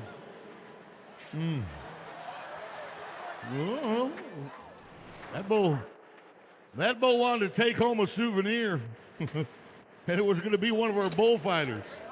Look at him swoop in. That's both sheets with the number 23. And they're just playing tag. They're just playing tag. Everybody wants to touch him on the head. The bull's like, look, you want some of me? Dake Justice. Yeah. Dusty Tuckness with the 09 on his back. We go now to Trevor Rice. He was a stallion in Super Series number 2. Won the guitar. He will ride right or left-handed. But when he decides to ride right-handed, he goes with the unconventional grip. This is a wild red muley. This bull can get wild. Trevor Rice making the moves. If you could stay in the middle, that bull can be user-friendly. The only problem is with the amount of drop, a lot of guys lose their focus. Not Trevor. The Dragon Slayer did it again. 86 points. Yeah, but remember, we're going to show you this. He's got a tradition. Ernie does a backflip. He tackles the barrel man whenever he makes a great bull ride. He always tackles the barrel man, and John, it couldn't have happened to a nicer guy. I agree with you, buddy. He can tackle me again. That was awesome. I hope he rides another one. Fun times. All right, we've got 3 bulls ridden. We need 4. Take that chest out, Jake. We got through it. Here's another guitar winner. Jake Gardner. Fort St. John, British Columbia, Gladiator of the Bull. This bull bucked off Stetson in semifinal 2, but Jake is trying to snake his way back. We're riding him now, Boyd. They got their riding britches on today, boys. The bull riders have shown up. They're having a great game day. And Gardner moves into the top 3 with an 84-point ride.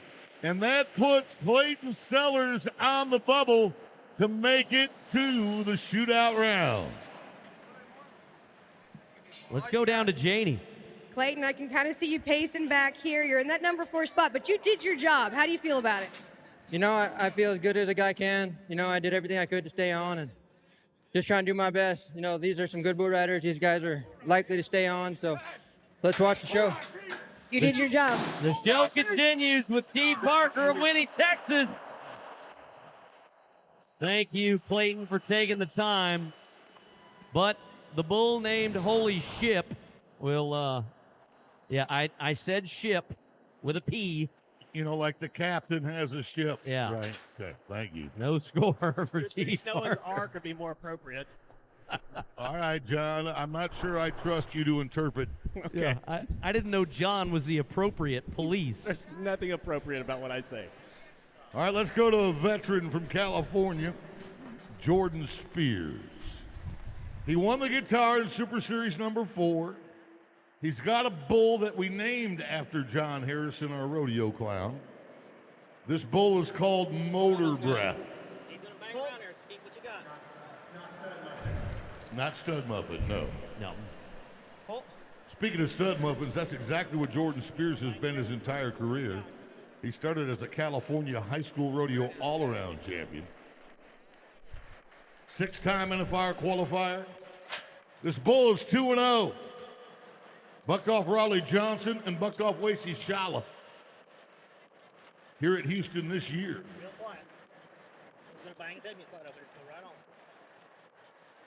It's got to be intimidating when a bull just stands there.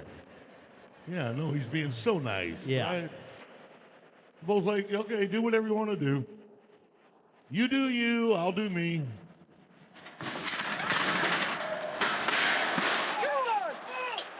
Little bit of an awkward start. Can Spears stick with it? Love everything about the ride except for the dismount. I think that's likely to be more than 81, though, just because of the speed of the turn back. This bull's going to turn back with some gas, and there's a lot of kick, a lot of speed. 84 points that ties him for 3rd and 4th. And that means Clayton, tough luck, Cowboy. We'll be rooting for you next week.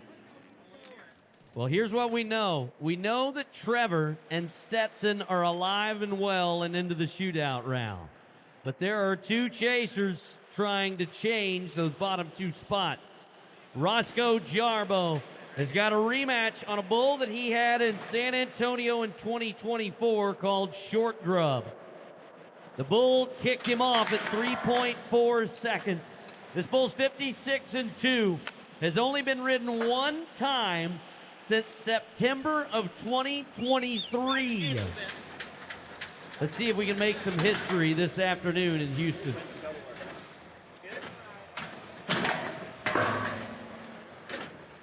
Short Grub. Like he's going to re-pull after the bull was moving back and forth a little bit. So they're going to put a rope around his horns as Jordan Spears looks on. He's in the chopping block. So let's see what has Roscoe won. Roscoe has not won as much as Jordan, so he'd have to be 84.5. Roscoe would have to be to bump the guy you're looking at right there named Jordan Spears, who sits at the number 4 spot. So the bull rope goes across your hand once, then you wrap around and come over the top again. Watch his head up. 5-time NFR qualifier. This is a 29-year-old guy that has done it at a high level for a long time. Roscoe! Garbo takes flight. And so no shootout round for Roscoe. But another rematch awaits for our defending champion, Andy. He's getting on a bull that he's already had at this rodeo in Super Series number 5. This is the bull that Creek Young won your rodeo on in 2024, but it bucked Tristan Hutchins off about a week ago in Super Series number 5. It's his chance to get even. He's got to be 84. If he's 84, he advances and Spears is out. Yep. I think if he makes it to the whistle, he's going to be 84 and more. Getting up over his rope. No! Wow. Spears will watch on in the bottom right corner, knowing he has survived and he is going to the shootout round. There's the thumbs up. I cannot believe this on Tristan, though. Although that bull's got a weird pattern. It's tough to get into rhythm with the way that bull bucks and kind of travels on his front. And you can tell Tristan, all you got to do is look at his eyes, and they tell you everything you want to know. Okay, you think you're tough? You think you got guts?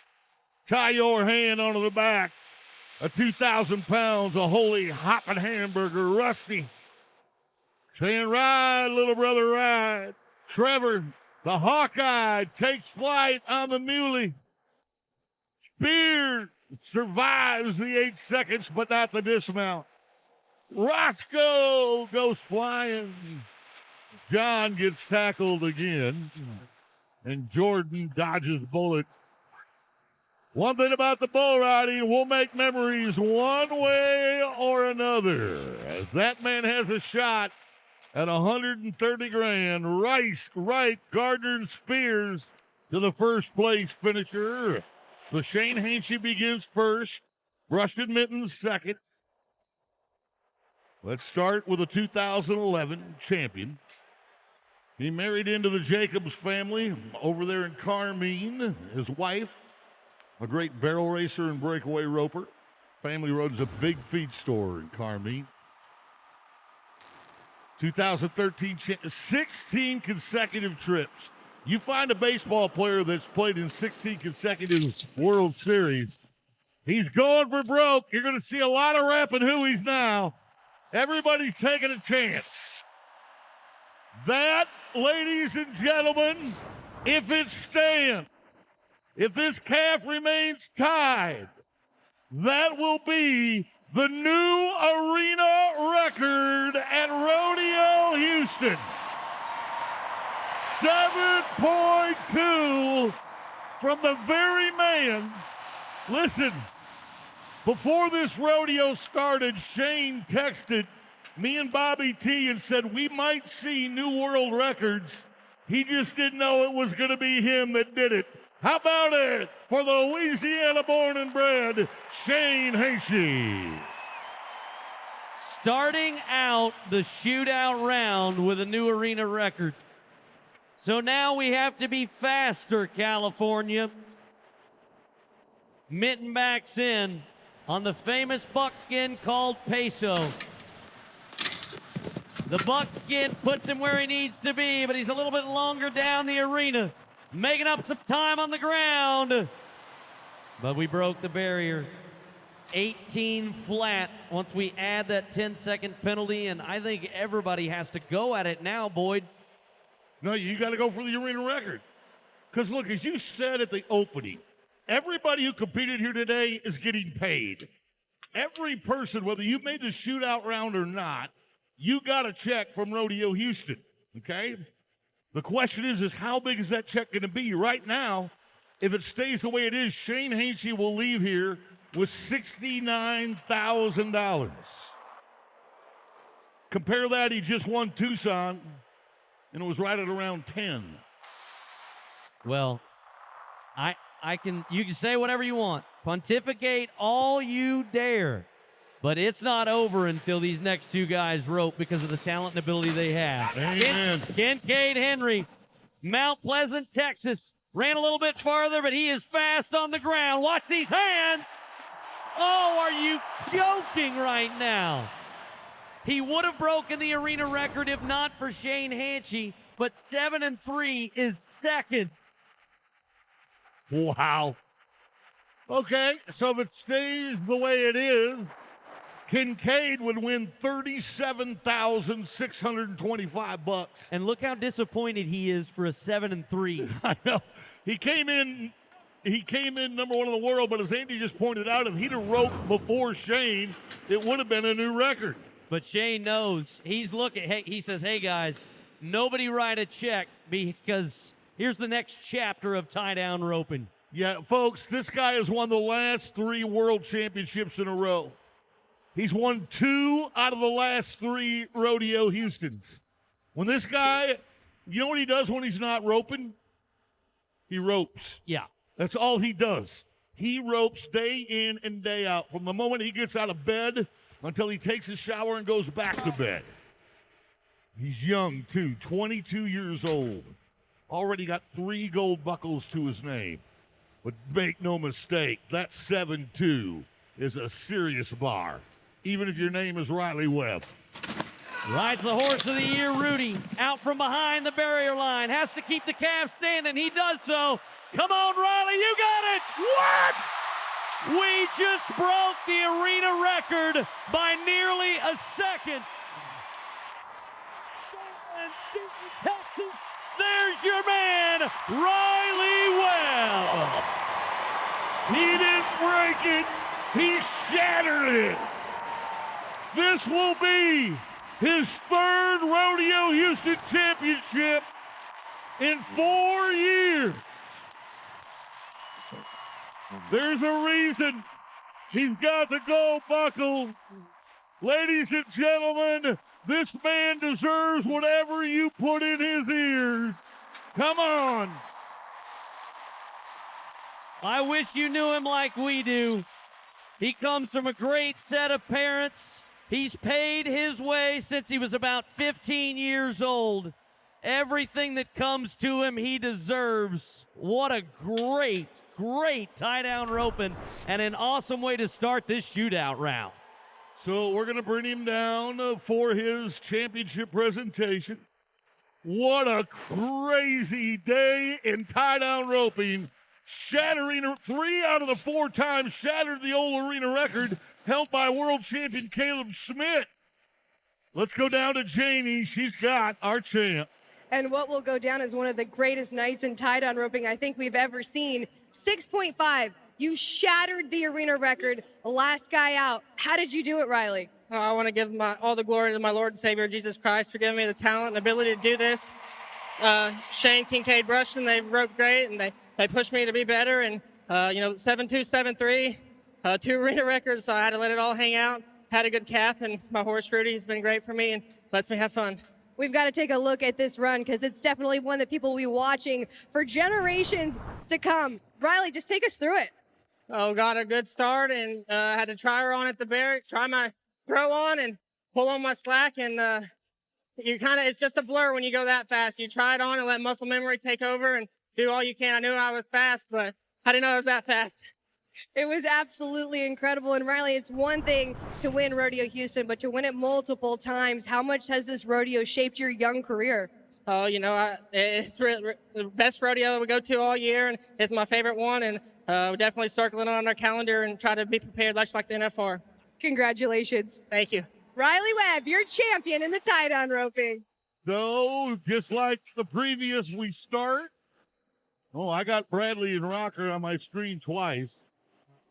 So, actually, we're starting with Lacey Shala, who finished in the number 4 spot.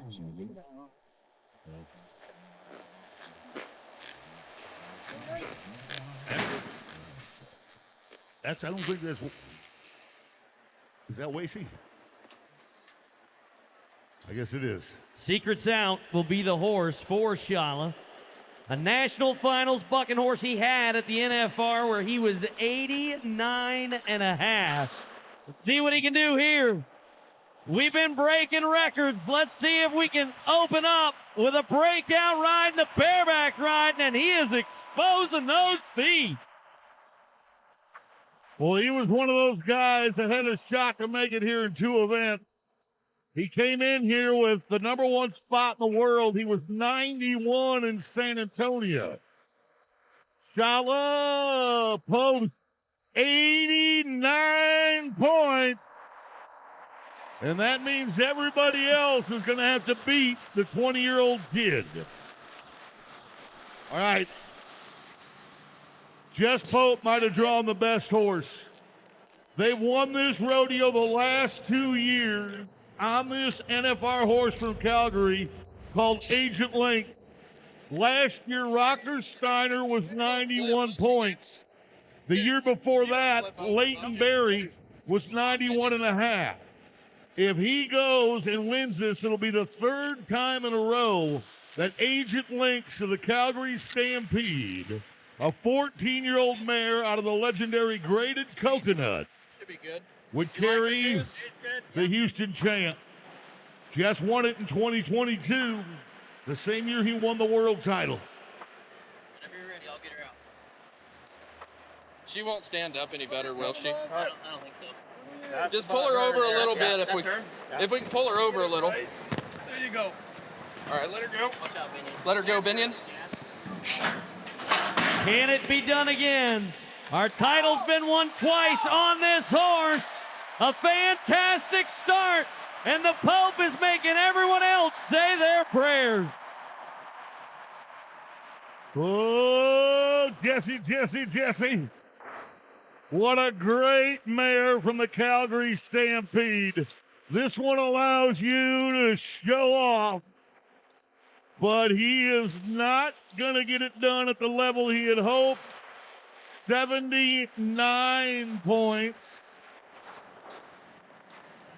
Yeah, I have the same look on my face that Jess does. We want to confirm that. I want to make sure that math and those scores were entered correctly. But for now, it stands at 79. Bradley Miller of Huntsville, Texas, next to go on a national finals horse from the Cervies called Vitalix Wild Thing. This is a rematch. He had this horse in San Antonio and was 85. That would be 4 points shy.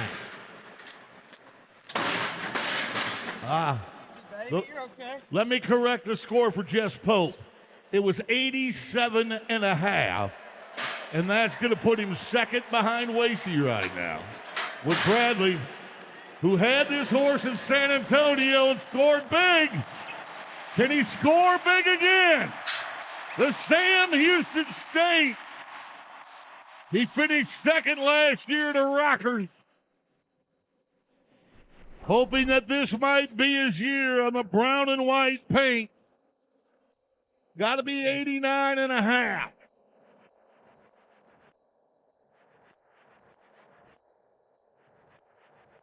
Waiting the numbers coming in. Half from the horse, half from the Cowboy. And guess what? 89 and a half by a half point. Bradley takes the number 1 spot.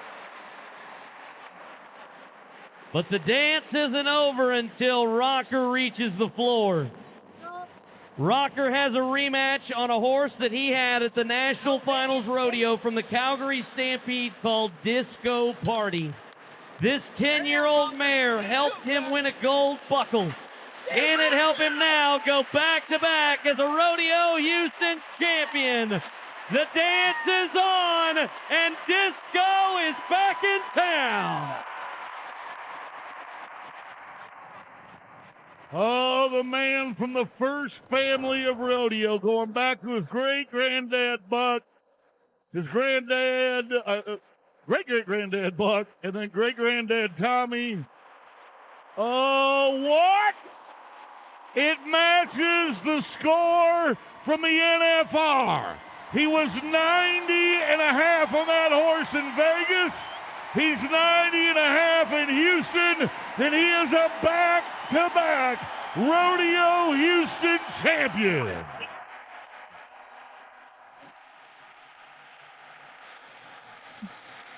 That is the second event in a row where we repeat from 2025 into 2026. Rocker has his own fan base as he catches his breath, gets a handshake from the young man from Huntsville. Oh boy, another night of excitement as our champion gets ready to chat with Janie. Rocker Steiner, you know your way to the winner's circle here at Rodeo Houston. Back-to-back champions. The last time you won Rodeo Houston, you went on to win a world championship. What's this one going to mean? Man, what an amazing rodeo. What an amazing group of guys. Great horses. Man, this day literally could not be any better, but I can't tell you that I'm surprised. I don't know that any of us are surprised. We're going to take a look at that matchup. Disco Party, you have a lot of big-time world champion style history with this horse. Yeah, you know, I mean, this is everything a horse of the year should be. I mean, it's a beautiful horse. It's big, it's stout, jumping up in the air, stalling out, but letting a guy like me do exactly what I can do and just kind of show off for the fans and win big money. I want to give you a second to do what you do. Is there anything you want to say to Rodeo Houston? I come back in 1 year, and I just want everybody to give me one loud scream so I can remember it forever.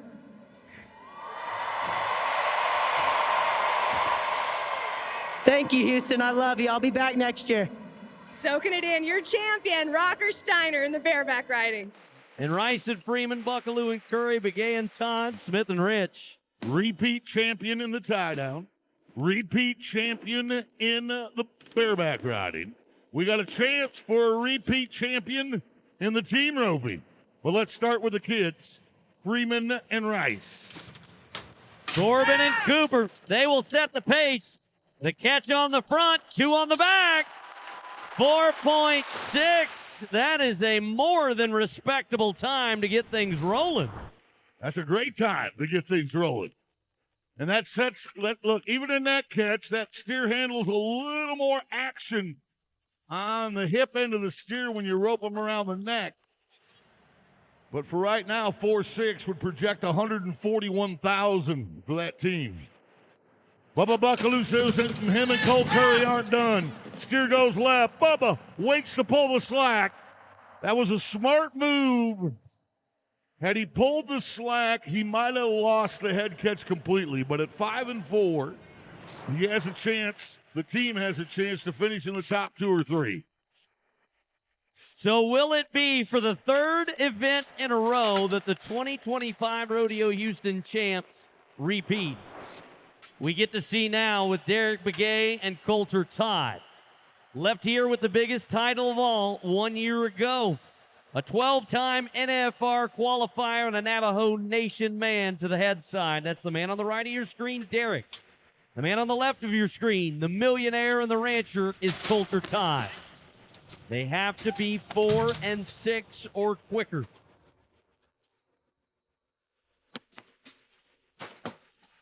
Want to make sure that steer is standing. We've seen the barrier line multiple times tonight. Boy, it is so vital that you get a good start. They're checking the steer brains to make sure they loaded the right one, I believe. And, yeah, it didn't look like they did, so. Or did I get that wrong? I probably got it wrong. Oh, maybe it was the barrier that they're trying to fix. It might be that. Yeah, the neck rope.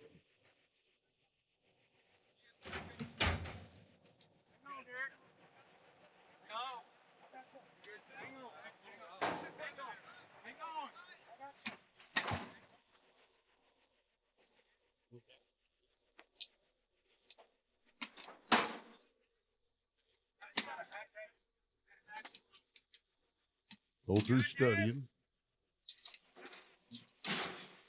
They don't get more buckaroo than him. He likes riding colts. We got another steer trying to escape again, too.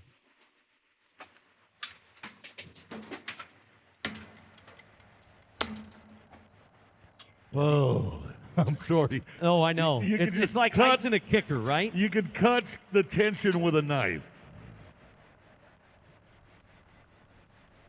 But these guys are pros. They are veterans that have been there and done that. They want to do it again. 2 horns, 2 feet, quick catch. Oh, no. We catch an outside leg. It's a 5-second penalty. 9 and 3. So the 4 and 6 is still safe. And we're 2 for 3 on repeats. Yes, we are.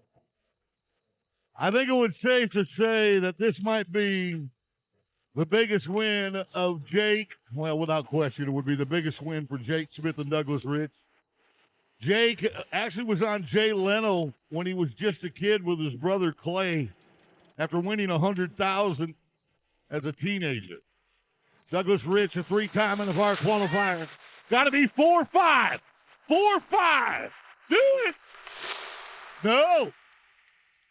4-7. A 1/10 of a second too long.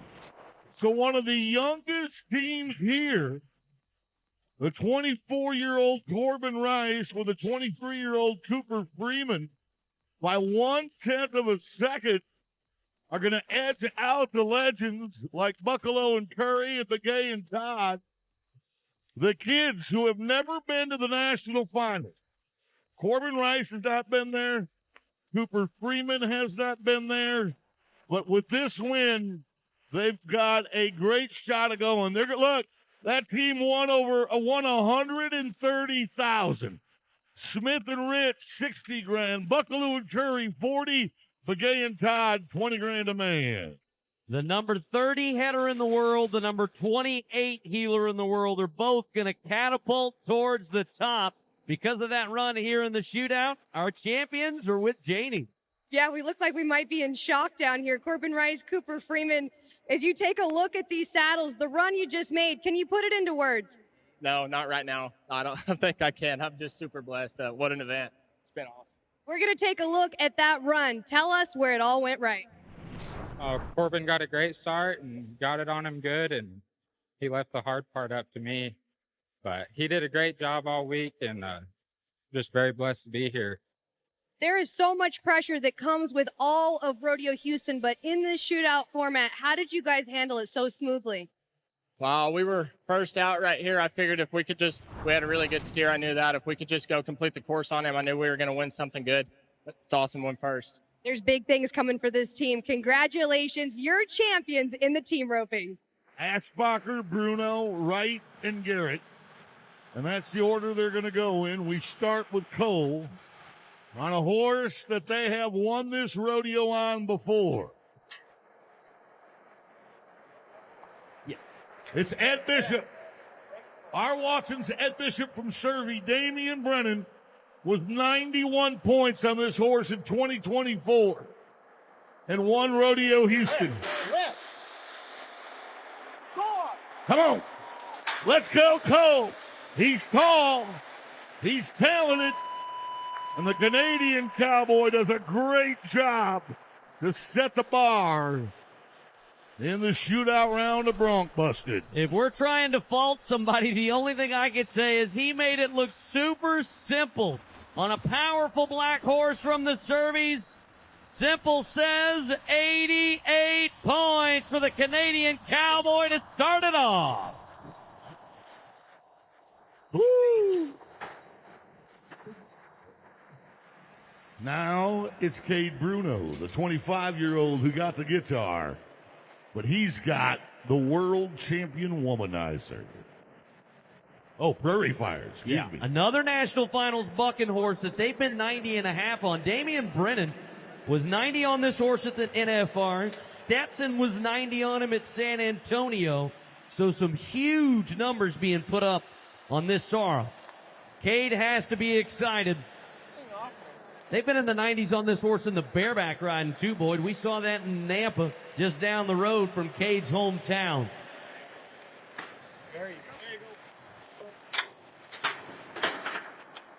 Got that horse to take a step forward. Cade says, I'll take it from there. Oh, wow. Kicking high and hard out the back. Wow. Okay, there's a lot to watch and a lot to like.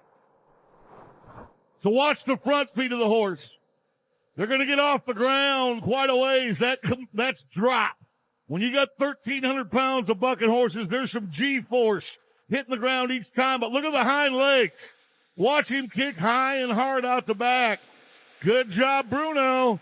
86.5 for Cade. And he's looking solid at the number 2 money. He'd be at 39,000 if that holds. Well, we were talking about Shorty Garrett being the Renaissance man. At 33 years of age, he will climb aboard a world champion bucking horse called Womanizer. Ryder Wright was 87.5 on this horse here last year. Ryder's brother Stetson was 89 on this horse in Denver. They won rounds of the National Finals Rodeo.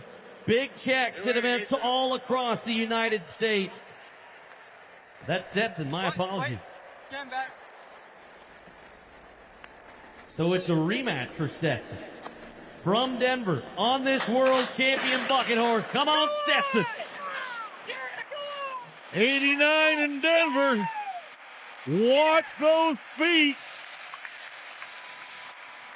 World champion Cowboy, world champion bucking horse. And this man trying to make history. Well, he's done it his entire career. He's already a $4 million money earner. And he's only 26 years old. 10 gold buckles, and Wright has just cashed in 89 points. Takes the lead by 1 with 1 Cowboy to go. And it might be one of the toughest horses to try and make the 8-second whistle on. It's a National Finals bucking horse called R. Watson's Mad Skills. Stetson was 90 on this horse at the National Finals Rodeo. So 33-year-old Shorty Garrett trying to get to his second National Finals. Qualified back in 2020. Rusty Wright's been 88.5 on this horse.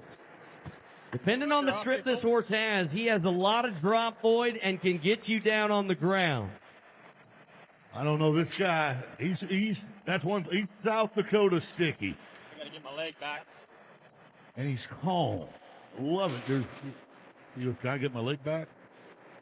Push her off and bring my leg back. I can't get my leg back. Take that neck rope off. Just push it back into it.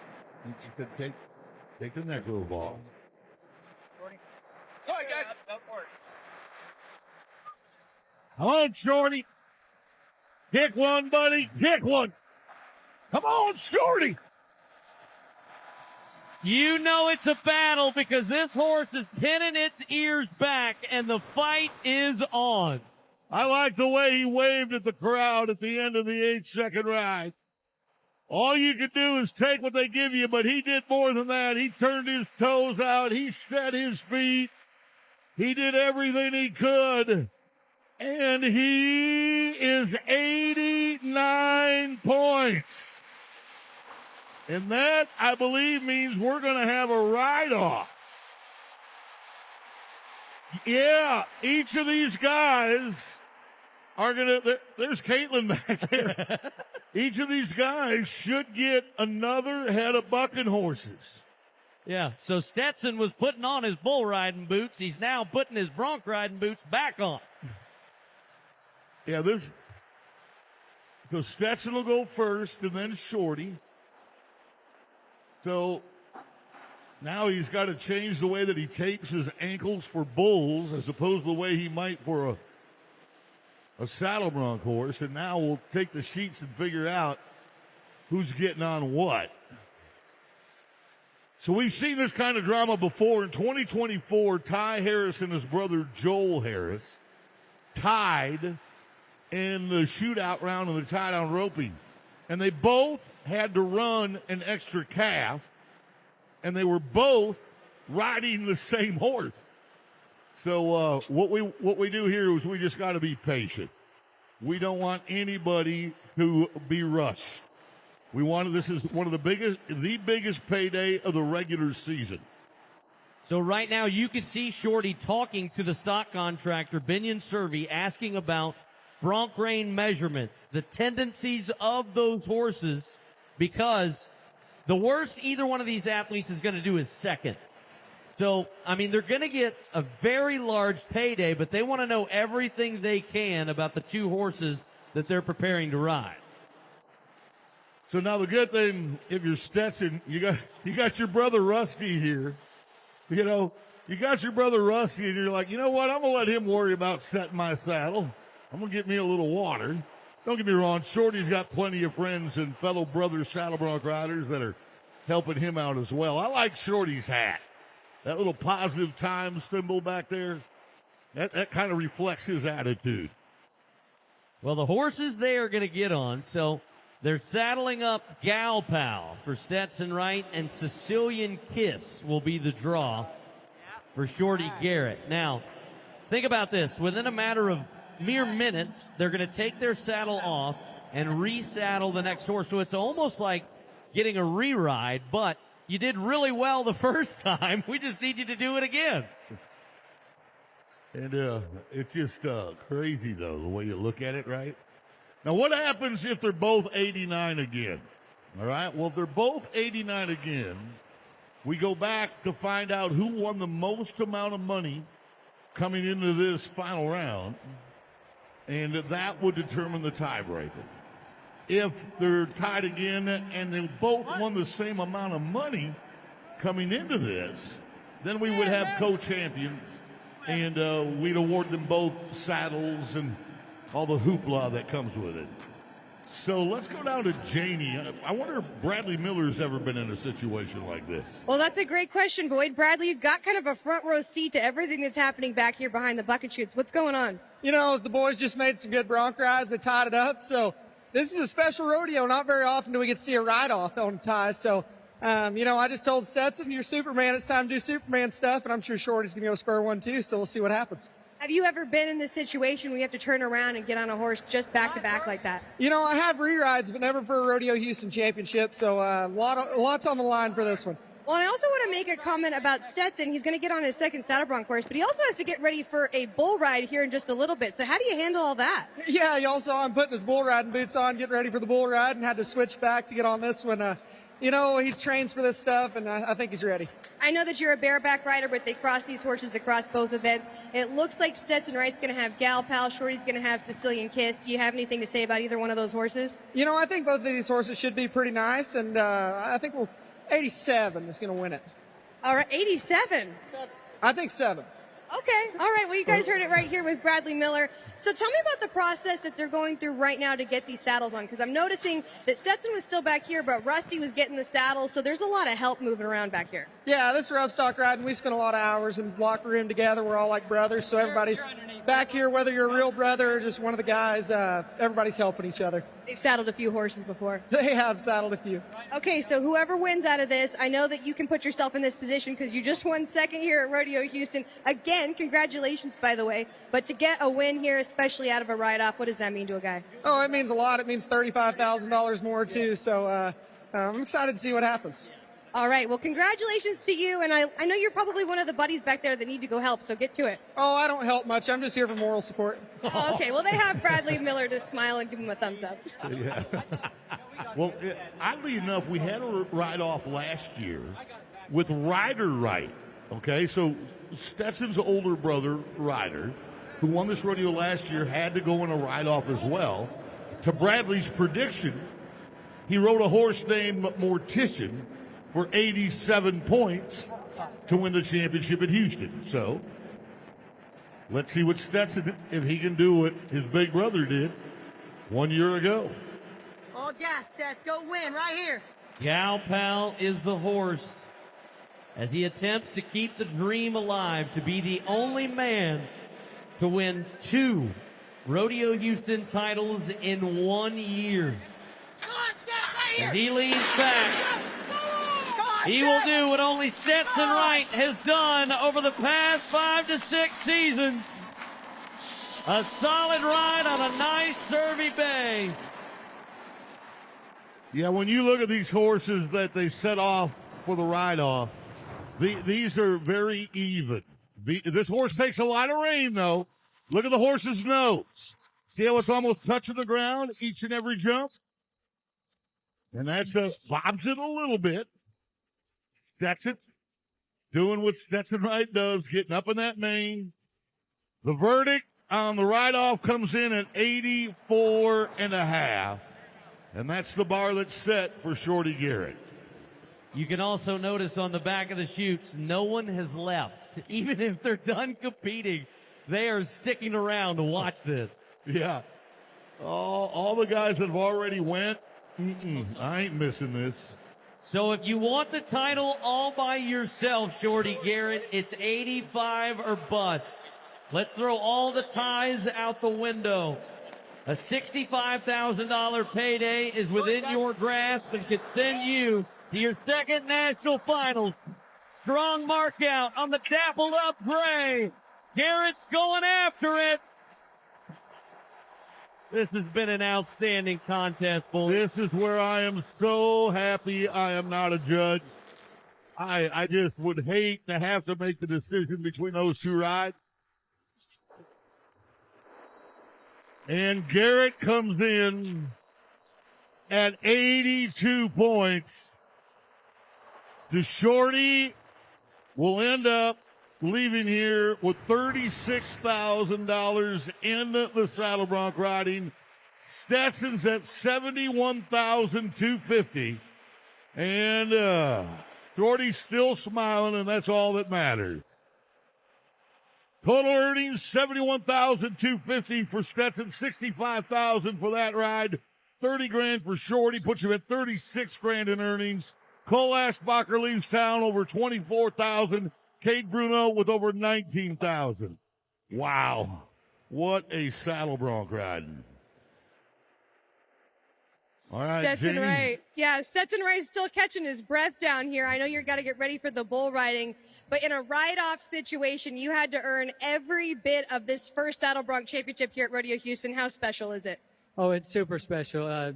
My brothers and uncles and dad have all done good here, and I knew my time was right around the corner. I just didn't know when. I'm glad it was tonight, though. Absolutely. We're going to take a look at that first ride that you got on with Womanizer. I know this horse has meant a lot to you and the family. Yeah, she's a really good horse. Every guy back there wants to have her. You dang for sure don't want to stub your toe. As gassed out as I am right now, I know I still have one more bull, but I wish they would have found a difference in that ride so I didn't have to get redressed again. Well, and there's the winning ride right there. So you had to turn around and get on another one. How difficult was that? Oh, well, as difficult as it was, this stuff's fun. I love rodeo, and this camaraderie behind the chutes. Everybody's helping everybody, and I mean, good job to Shorty and every bronc rider here, but it was a fun one. The boys always have your back. Over $70,000 already won in the saddle bronc riding. How much confidence does that give you as you get ready to nod your head for the bulls? Oh, it gives me lots of confidence. Rusty's putting up a big fight, so it looks like it's going to be a battle between the brothers. Congratulations on this. Thank you. Stetson Wright, your saddle bronc riding champion. And there they are. Payne, Holden Myers makes it to the shootout for the second year in a row. Dalton Massey trying to win his second title in 4 years. But we start with Big Don Payne. Backs the bay horse in the corner from Erath County. Two-time NFR qualifier. Has been as fast as 4-9. But if you were asking me to lay down my money on it, I would say 4-9 would not be quick enough. Well, he started tonight, first Bulldogger to go, and laid down a 3.9. Oh, no, that was Dalton. I apologize. Don came back in the number 4 spot with a 5 flat. 6'4", 245.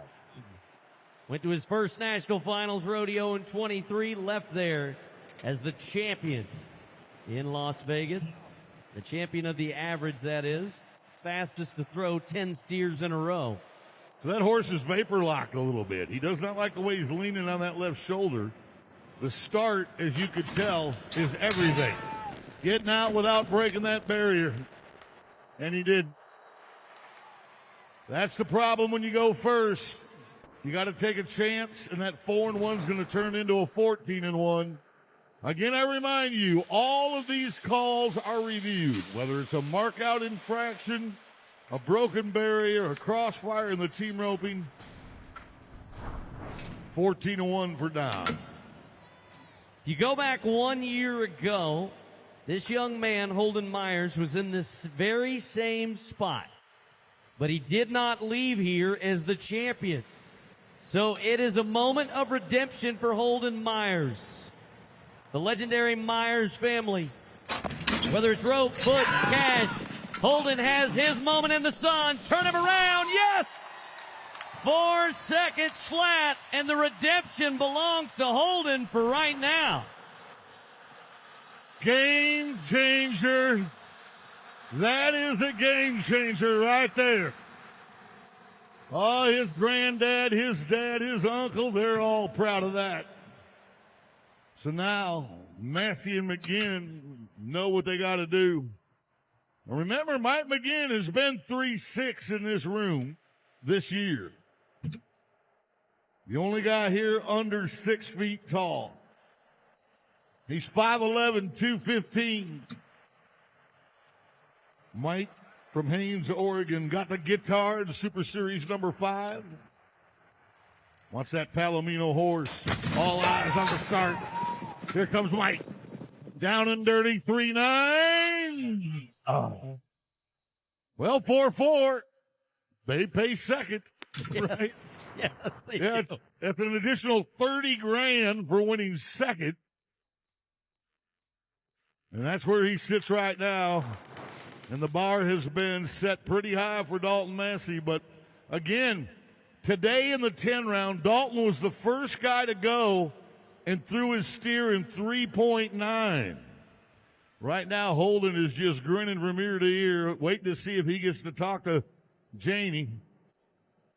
And the one man standing between him and a conversation with Janie is Dalton Massey, 2-time NFR qualifier.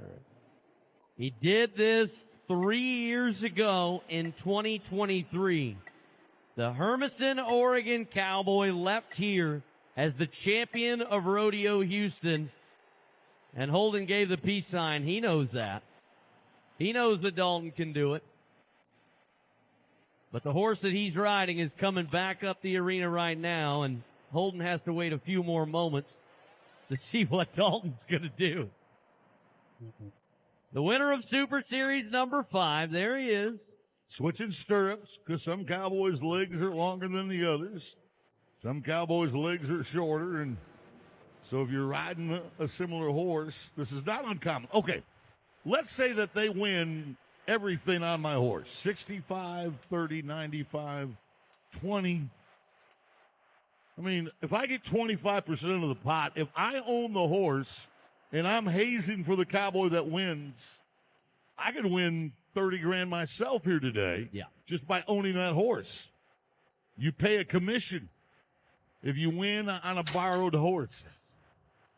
And look at that. That's Mike McGinn, the guy that you just saw be 4-4, hazing for Dalton Massey. So he's going to try and help Dalton beat his time.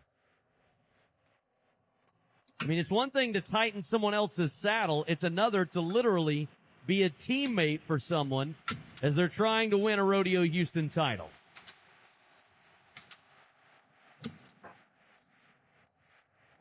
This guy ain't scared. 32 years old. 6'1", 200 pounds. There is Holden in the red shirt in the corner of your screen. Dalton needs to match the time he had to get here into the shootout. But he broke the barrier. And just like that, a bigger smile from Holden Myers as we add 10 seconds to Massey. 14-3 is what it will be for Massey. And Holden gets to take a lope that he will never forget. Oh, the third generation Cowboy, whose dad is a world champ, his granddad's a world champ. Holden's going to leave this room, including that $65,000 you see on the board, with his other earnings. He's going to leave here with $70,750. Mike McGinn's going to leave here with $36,250. Don Payne with $24,125. And Dalton Massey with $17,875.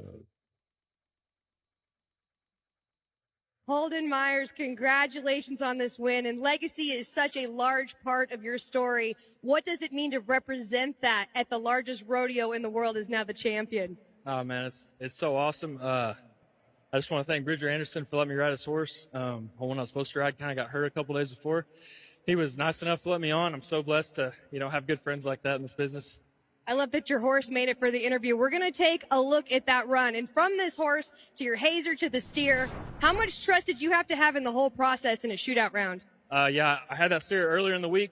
I just want to say, guys, you have a Savior, and his name is Jesus Christ. If you don't know him, get to know him. Such a great message. Congratulations on this win. Thank you. Holden Myers, your champion at Rodeo Houston. As we welcome back our chairman of the board, Pat Man Phillips, is the Mount Rushmore of barrel racing. I mean, Hali Kinsel, Kassie Mowry, Latricia Duke as a trainer and a futurity, and Summer Cosell just represents our sport so well from a ranching family, NFR qualifier. This is just warms my heart to see those names on that Final Four list. And we have a repeat battle between Kassie Mowry and Hali Kinsel. They were both in our shootout round last year, with Mowry ending up on top.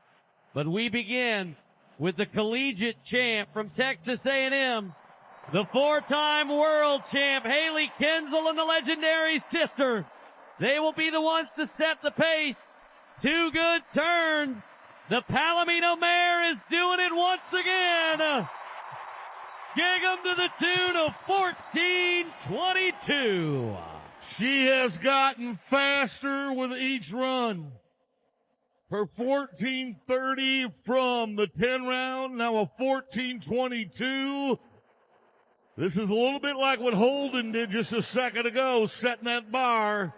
But here comes the reigning world champion, twice over, the reigning Houston champion. She won her first Houston title in 2017. She won her second Houston title last year. This is Kassie Mowry.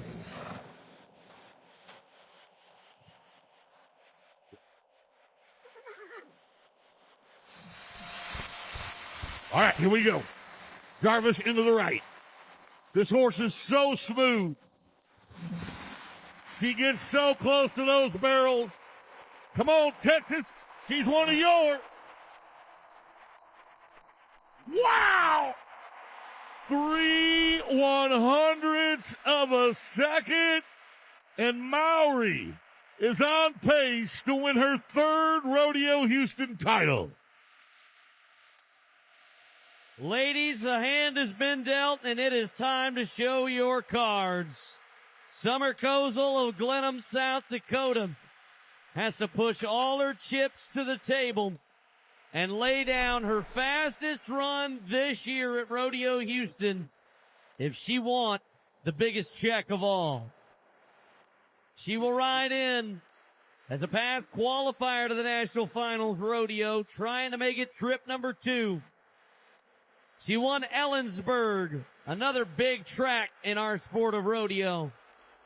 But on one of the biggest stages of all, let's see what the Badlands lady can do. Close to the barrel she is. Keep on hustling. She gets by it. Don't quit now. It's just a foot race, Summer. 14:41. One of her fastest runs this year at Rodeo Houston, but it is 0.2 of a second too long. And that would lead us to the final lady to challenge Kassie and Hali and Summer. That is going to be the number 13 ranked barrel racer in the world as we hand rake after each run. She is the champion of Super Series 5, so she's already got a guitar that she's got to take home to Zephyr, Texas. Went to her first NFR in 2024, a graduate of Tarleton State University. Her major, special education. One of the top futurity trainers in the game today, Latricia Duke on the big Palomino. Needs to be a 14-18 to take the title. In and around one. Nice first barrel. Slide and glide, barrel number 2. You got it. Dig in, Latricia, dig in. Let's go. Ooh. 1432 will slide her into the number 3 spot. Just over 0.2 of a second in a spectacular shootout round of barrel racing with some legendary horses and riders that could one day be Hall of Famers. You are watching greatness before you as Kassie Mowry goes back-to-back. $65,000 tonight, followed by the 4-time champ of the world, Hali Kinzel, Latricia, and Summer. What a night of horse racing. Kassie Mowry, your third Rodeo Houston championship. You've accomplished pretty much everything there is to accomplish in the sport of barrel racing. But how big of a role does Rodeo Houston play in the pro rodeo side of your career? Oh, this is huge. This really helps me. I can't spend a whole lot of time on the road with my colts, and I mean, this makes a huge difference for me getting this big chunk of money won and not having to burn up the road as much. Completely changes your season, and I want to take a look at that run with you in Jarvis, especially that second barrel. You guys were cutting it close. As a trainer, what did you have to focus on to make it through? Well, Jarvis is he's gotten pretty consistent and really has been great his second run when I've had to do these 4-man to 8-man round. But I knew with as tough as a set as I had to cut corners or I wasn't going to be fast enough. So we just let it go. You did what it took. And Jarvis, I know you've won Rodeo Houston in the past, but is this the best he's ever performed here? Absolutely. That horse, you know, every time I think he can't get any better, he just continues to wow me. He's incredible. Well, you do the same. Congratulations. Thank you. 4 athletes features Hali Williams, a past champion, your defending champion, Taylor Munsell, and our arena record holder. I don't know if we could ask for more talented breakaway ropers than we have stacked up. All right, here we go with Hali Williams. She was the second champion of Rodeo Houston when we added the barrel racing in 2022. She won, the breakaway roping in 2022. She won it in 2023. Last year, finished the top 3 in the world in 2025. A win here could help her win her first gold buckle.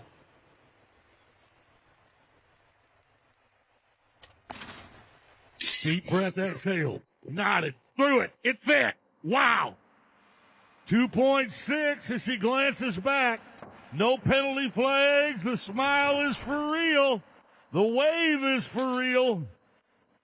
2.6 is a good run, Andy. It is, and she took a risk. I mean, there was some serious separation between her and that calf, but she knew with a hard-running calf, if she didn't take a risk, these other girls were going to run right by her, including Riley George of Oakdale, California.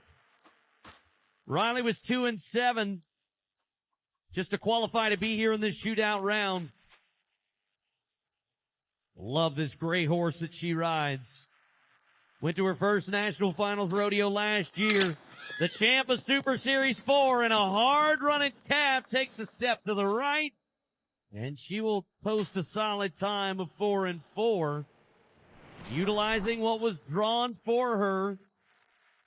I mean, you can only do so much. When a calf runs that hard and takes a step to the right, she takes one more swing and just makes that loop fit. repeat champion in the tie down, repeat champion in the bareback riding, repeat champion in the barrel racing. And we stand to have our fourth back-to-back championship right here with Taylor Munsell, the Alva, Oklahoma cowgirl. Has a master's in education. She not only won Rodeo Houston, she's the reigning world champion. 2-5. She wants to be back-to-back. And the 3-8 is going to slide her into the number 2 spot, but it will not be a back-to-back title. No worries, nonetheless. She's at $35,000 in earnings if that time holds. She would take it and take it with a smile. But you want fast? Here is the lady that we mentioned earlier today. Holds the arena record at 2-2. Macy Young. She doesn't need the arena record to win today, even though roping calves, we've broken one arena record in the tie-down roping. A 2.5 would do it for the Arizona lady. Can she do it again? She broke the barrier. Would have been 2.4. She still pats her horse between the ears. It'll be 12-4 for Macy. Oh, this is a game of inches. You think of the horses, the calves, and then that little piece of string that holds a barrier tied together. Just cost that lady a Rodeo Houston title. Ouch. But for the second time in her career, Hali Williams is going to leave here with $69,375. The daughter of a Hall of Famer and an 8-time world champion has just won her second Rodeo Houston title. Munsell, number 2, will take home $35,000. And we are all smiles down here for Hali Williams. Hali, your second championship here at Rodeo Houston. Why is this one different? I think me and my relationship with God have grown a lot. After this win in 23, my faith was tested a lot, and I realized I didn't know him as good as I needed to, and so he really made me bear down and get to know him, and this one's all his. I wouldn't be here without him. Your strong faith pulled through. We're going to take a look at that run. You were first out. How big of a risk did you have to take with that shot? I knew with Taylor being behind me and Riley George has been on a heater, and you never want Macy Young behind you at Houston because you know she's ranked. That was a very ugly loop, but I knew if I didn't throw, it wouldn't put enough pressure on the girls behind me, and they would just be able to go catch. And it did its job, but I had a great group of girls, and it's really fun, you know. The Breakaway Ropers, we're all down there supporting each other. We all had the extras, the rope-off calves, and the group chat. So it's really cool getting to experience it with all the girls. Well, you earned this win. Congratulations, Hali. Thank you, and thank you to all my sponsors, and thank you for everybody that supports us. Hali Williams, your champion in the Breakaway Roping. In our 4 finalists, Jordan Spears of California, Jake Gardner of Canada, Stetson Wright of Utah, Trevor Rice of Iowa. The last 4 men standing after a 19-day tournament led to this moment. We begin with Caldwell, Idaho, and Jordan Spears.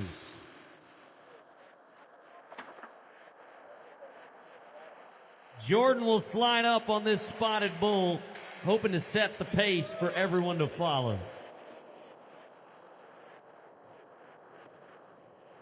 It's a great shot of him putting his left hand in the bull rope.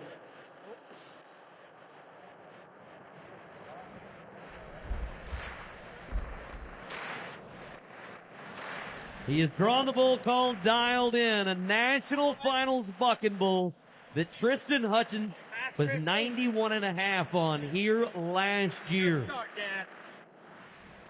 The bull that they won this rodeo on a year ago. Heck, Stetson's been 91 on this bull at the Rooftop Rodeo in Estes. Now, this is a money bull. The problem is staying on for 8. If you do stay on for 8, they're going to mark you. Dialed In, 35 and 14. They average 87.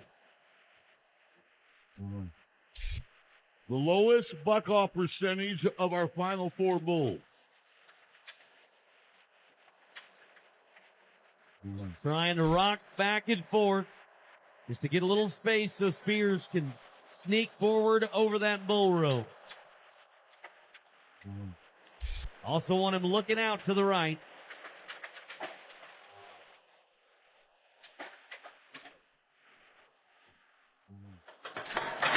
Oh, we don't want that. That'll ring your bell. Everybody's awake now. Even if you have a helmet. That'll make you go, you know what? Maybe we should try this another way. So he's going to readjust that bull rope. Get it right, Bubba. Get it right. And the little heart pump sound effect kind of fits the moment, doesn't it? Indeed. So Jordan, 33 years old. He's going to be the oldest of these Final Four competitors. Although Trevor's 33 as well. And then when we look, Jake, he's 29. Stetson, the youngest, at 26. Jordan feels comfortable now. No! Hand blew out of the rope. Look, this happens sometimes. When that bull starts to buck, watch how his hand just kind of pops out of the rope right here. Poop! Right there. Bam! He didn't let go on purpose. It's just sometimes those bulls, when they expand, that rope gets so tight that your hand will pop out of there like the cork out of a champagne bottle. Bo Sheets almost took a spur to the face, too, at the end of it all. Yes. Jake Gardner, Port St. John, British Columbia. This would catapult him into the stratosphere of trying to qualify to his first National Finals Rodeo on a bull called Bandolero. Bulls 22 and 5. Canadian Cowboy. Nope. Wanted to be the first man to make the whistle. Look at that. John didn't even move. John's got ice water in his veins. I ain't scared of no bull. Well, goes to the left on the right-handed bull rider. And you can tell that talented Canadian's a little disappointed, and we can't blame him. All right, Stetson. You've got the one they call Soccer Mom. He's seen this bull a bunch. Of the 7 times this bull's been ridden, 6 times it's been by left-handers. Well, edge to Stetson. He rides left-handed. Sellers was 87.5 at San Antonio. Tristan Hutchins was 90.5 at San Antonio. We made history tonight with arena records. Back-to-back event champions.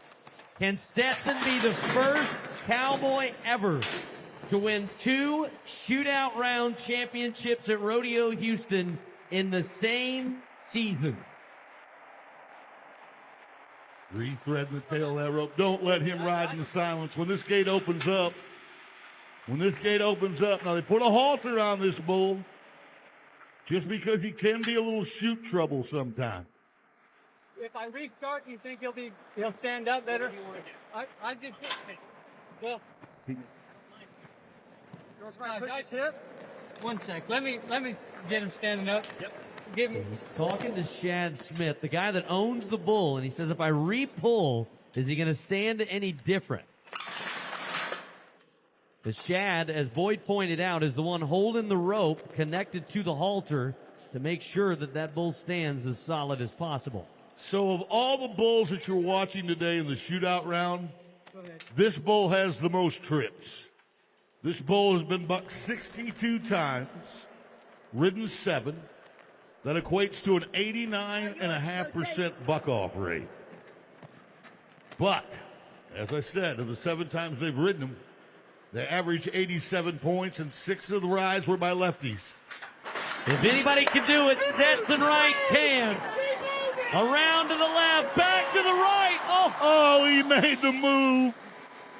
Oh, give that kid some credit for his heart.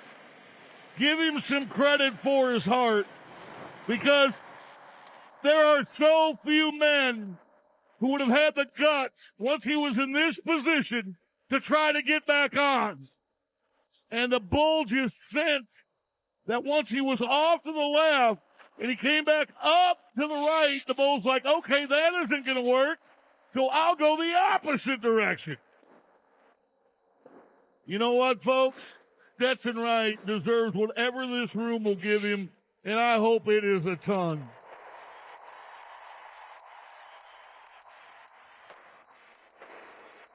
Well, at worst, he's going to finish second, so that's another $30,000. He'll win over $100,000 at Rodeo Houston this year. The worst he'll do is second. But now it's up to Trevor. Trevor on the bull they call Ringling Road. Stetson's been on this bull 4 times and ridden him 4 times with scores that range from 89 to 90.5. 2-time NFR qualifier. 33-year-old Trevor Rice, a wrestler back in his high school days, a gym rat in his bull riding days. He believes in staying in shape. And once again, we'll warn John Harrison, if this guy gets to the whistle on this bull, John, you and your barrel are going down. I'm ready. Bring it on. Me too, buddy. Bring it on. Let's do it. He's also an author. Did you know that? Have you read his book? What book is? What's the title of his book? Mountain. I don't remember. Mountain Time. Mountain Time. Mountain Time? See, I did my homework. You should be proud of me. I am. I'm proud of the fact that you know how to read. We're still learning on that. They just told me the name of it. Oh, okay. All right, Trevor. Come on, man. Stick it on her feet. Oh!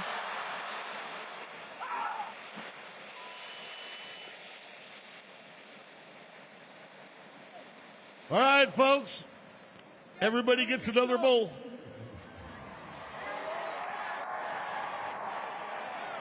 Hey, how do you feel about that? Everybody gets another bowl.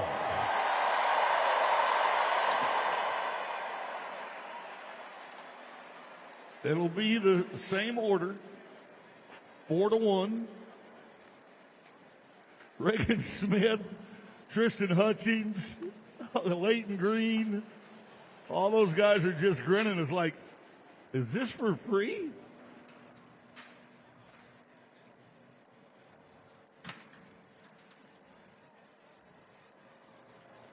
Hopefully nobody went home. There's Justice, Sheets, Tuckness. Hey, y'all, it's been 20 days, and there has not been maybe one kid that got stepped on and broke his leg pretty bad, Jake Frost. But that had nothing to do with our bullfighters. Those 3 guys right there, Bo Sheets, Dusty Tuckness, and Nate Justice, have protected for 20 straight days the bull riders at Rodeo Houston, and hardly any of them got more than a bump or a bruise because of the work of those 3 men. Let's go ahead and give them a little round of applause for everything they've done, because they have been nothing shy of outstanding. All right, Janie, you've got Rocker. His granddad was a world champion bull rider, so I'm sure he's got some insight. Well, Rocker just won Rodeo Houston for the 2nd time, so he's maybe the happiest guy on the back of the buck and shoots. You have a good view here to watch this bull riding. These guys are having to get on 4 more bulls all over again. What's the process like for them? They just kind of run the bulls back in. It didn't seem like, the bulls really wanted them to stay on. So they run some more in, they get on, and best ride wins. So I'm pulling for some of my buddies, so I love them all. All right, well, bareback riding is the most physically demanding event in pro rodeo, but bull riding might be a close second to that. Is this kind of hard on their bodies, especially a guy like Stetson, who's now gotten on 2 saddle broncs? Now we're getting on 2 bulls. What is his day like? For Stetson, he works harder than most. He's a fierce competitor, and he loves to win. And I think he might be the only guy that hates losing more than I do.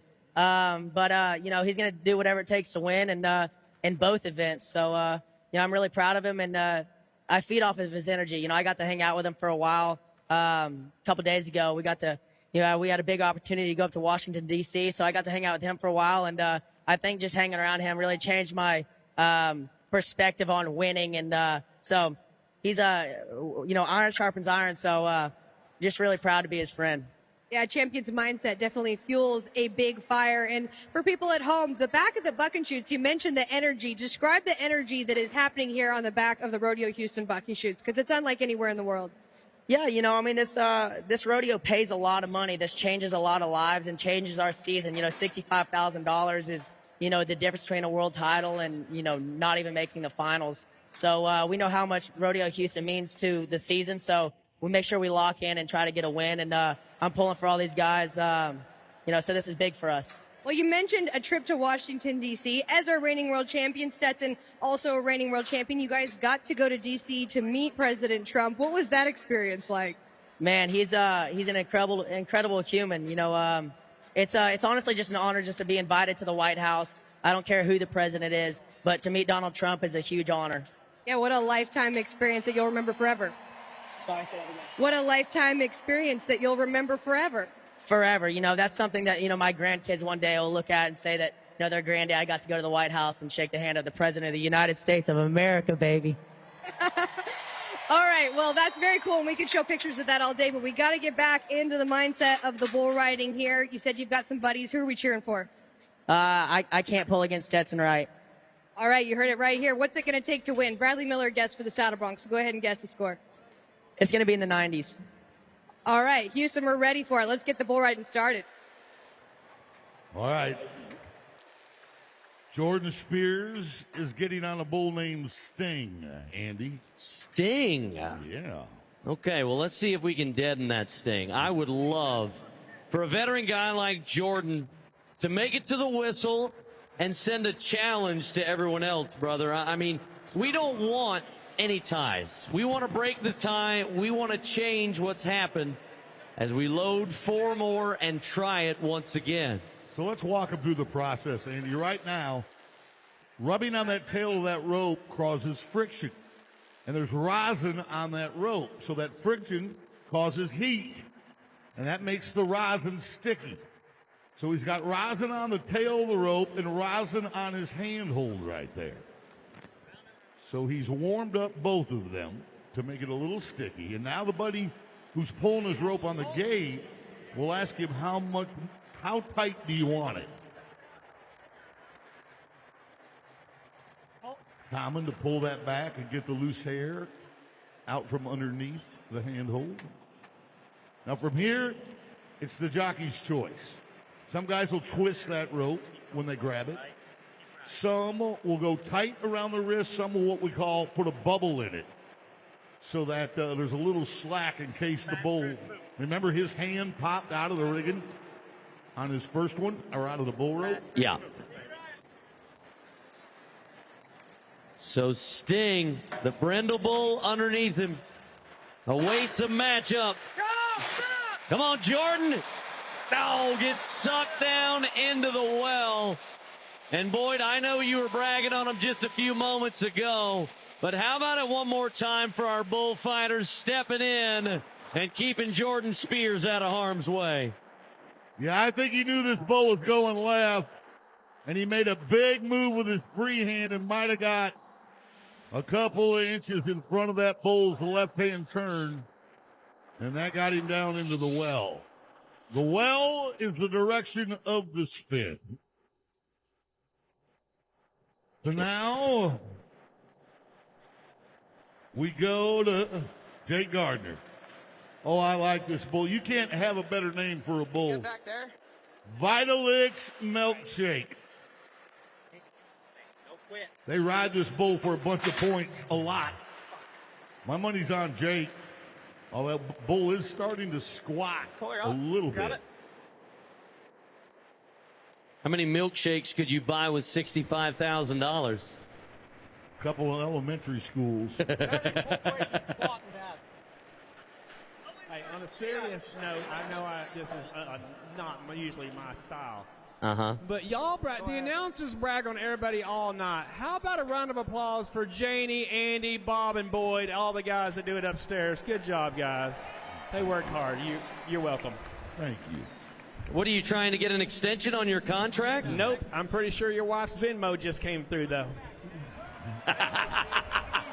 You know, that was such a nice thing that you had said previously, and I was like, that's so unlike John. Canadian Cowboy Jake Gardner. Straight up and down, milkshake.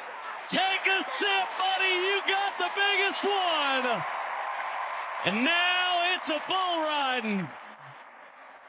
It is a riding contest now. He'll set the bar. Oh, Canada, 86 points for the 29-year-old veteran. You knew this guy was going to be tough. He grew up with 3 sisters. Yeah, that'll make you tough. So Utah has a chance to answer. Can it be done? We have talked about history. Let's try and make it. That's it. Sit up, buddy. Keep using that free arm. Man, clap the bull. The clock says 7.48 seconds. Wow. There is no quit in that young man, Mr. Paul Hamas. From the number of horses he's been on to his 3rd bull tonight, folks, he is a living legend. He's a first ballot Hall of Famer. Say thank you to Stetson Wright for trying to put on a show for you. He is, I tell you what, man, if you don't think it's work, and then he had to land right on top of his head. This guy had a marathon job today. One thing about it, family's always there. All right, Trevor. You got to be 86.5, buddy. Think about this, Boyd. How many times do you get a mulligan at $65,000? So here's the thing. I think they're tied on money coming in. Okay. So if he's 86, we'd have co-champions. If he's 86.5, he wins it all by himself. All right, I want to tell a quick story on this young man, and both times it happened in Colorado. 2 years ago in Estes Park, we had nearly 90 bull riders entered. He was the only man to ride. He left the rooftop rodeo with $18,000. Last year in Monte Vista, Colorado, we had about 50 entries. He was the only man to ride a bull and left there with $12,000. So large moments do not scare the man in black, Boyd, which you already knew that. Yeah. You know the other thing? He's going to be a first-time father here in about a month and a half. So, yes, going to be a dad. The guy grew up in Iowa wrestling. He was a standout wrestler. I think, actually, if he rides this bull, he should wrestle John Harrison. I ain't scared. We know who would win. Don't even act like you've got enough gas in the tank, Johnny. Dude, I'm from Oklahoma. You can't trust the Noki, okay? We'll get you. What do you do in Oklahoma? Yeah, we're Sooners up there, okay? There's a reason we got the name. We cheated a little bit. You are not in Sooner country, John. I know that. I'm just warning Trevor. Okay? Where's all the people that like the Sooners? Stand up. Where's all the people that dislike the Sooners? Thank you. Didn't you tell me in Oklahoma you'll steal something from somebody, then help them look for it? We got good people up there, yes. We'll steal your stuff and help you look for it. That's how nice we are. And then we will make you pay to drive on the roughest roads in America. The funny thing I get when I drive through Oklahoma, what? It's a $10,000 fine if you hit a construction worker. You ain't going to have to worry about that. Like that was all the incentive I needed, right? Not to hit the guy. I'll push you one time, ready? All right, Trevor. Let's do this, buddy. Let's get that saddle. Let's get that 65,000.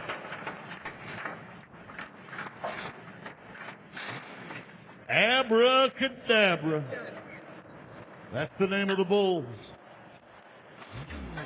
So why not have the man in black make a little magic happen on Championship Saturday then?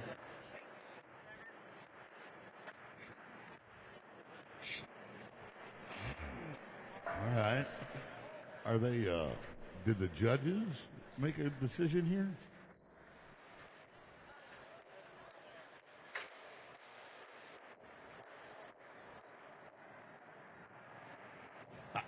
Okay, yes, all right. They're awarding him the re-ride bull. I believe it'll be damage control. So the judges have ruled he made 3 honest attempts to try to get out on Abracadabra. And those 3 honest attempts were not successful. So they awarded him the re-ride bull.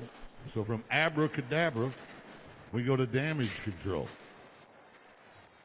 As I said a moment ago, Stetson Wright is going to win $31,000 in the bull riding at the very least. Okay. Oh, excuse me, I got that wrong. If Trevor doesn't ride. There's Jake Gardner watching on with bated breath, wondering if he's going to leave here a champion or if the re-ride bull, named after John Harrison's family situation, damage control, that's right, is going to be enough for Trevor. You look nervous, Johnny. I'm not nervous, no. You just said something about the family in Oklahoma. That makes me nervous. Oh. Family reunion. Usually somebody gets arrested when everybody gets together up there. And we always say in southeast Oklahoma, you're better off to date a lady with a warrant. Why's that? She won't call the cops on you. It's true. Good tip. It's true. Good tip. Worthless fact of the day. Yes. Hey, did you know this, Boyd? What's that, buddy? This is a true fact. I'm an ordained minister, and I'm the one that married Trevor and his wife, India. Is that true? That is the truth. Well, good for you, buddy. Yep. Good for you. And now they're going to have their first child. First child. He needs to win some money because diapers and formula is not cheap. Okay. There's a great shot, as Boyd pointed out, of his handhold. It's backwards from everyone else. It's different. Can he do it on damage control? Sit up!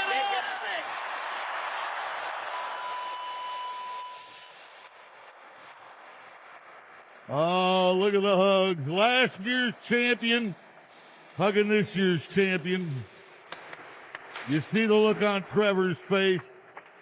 That's all the description you need. Bull goes to the left. On the right-handed bull rider, he'll end up about 1.5 seconds short of the 8-second whistle. There's Trevor. You saw Jake hugging Tristan. Last year's champion hugging this year's champion. The Canadian will leave town with $71,750. Rice with $26,750. Stetson Wright with another 26. Between the Broncs and the Bulls, Stetson is right at about $100,000 in earnings at Rodeo Houston. But here's Janie with Jake. Jake Gardner, Monday before your Super Series, you got a call from Houston that you were a last-minute replacement to get to compete here. Now you are leaving the champion. How big of a dream come true is this? This doesn't feel real right now, but hey, Houston, thank you for all you fans spending this money coming out here. Without you, we couldn't do this. An absolutely incredible win, and you've experienced the ups and downs throughout your bull riding career. How much does this win help you to finally reach your biggest goals? Oh, it helps tremendously. I come really close to making the finals a couple years ago. I kind of took a breather last year to fix some things in my riding, and to get this opportunity, it's a dream come true. I'm so grateful for it, and I'm just thankful for all the people that support me back home. I love them all, and I'm very grateful for them. I want to take a look at this winning ride. It was a ride-off situation. You all had to get on another bull. Was it a fight till the very last moment? Yeah, he felt really cool blowing up there. I was like, oh, here he comes, and shoot, he come around to the right. He messed up there, and we just went to having fun on him. Really good bull, and just grateful for it. A perfect ride. When I saw you back behind the buck and shoots, we had one rider left to go. You said you were so nervous. Can you breathe easy knowing you're the winner?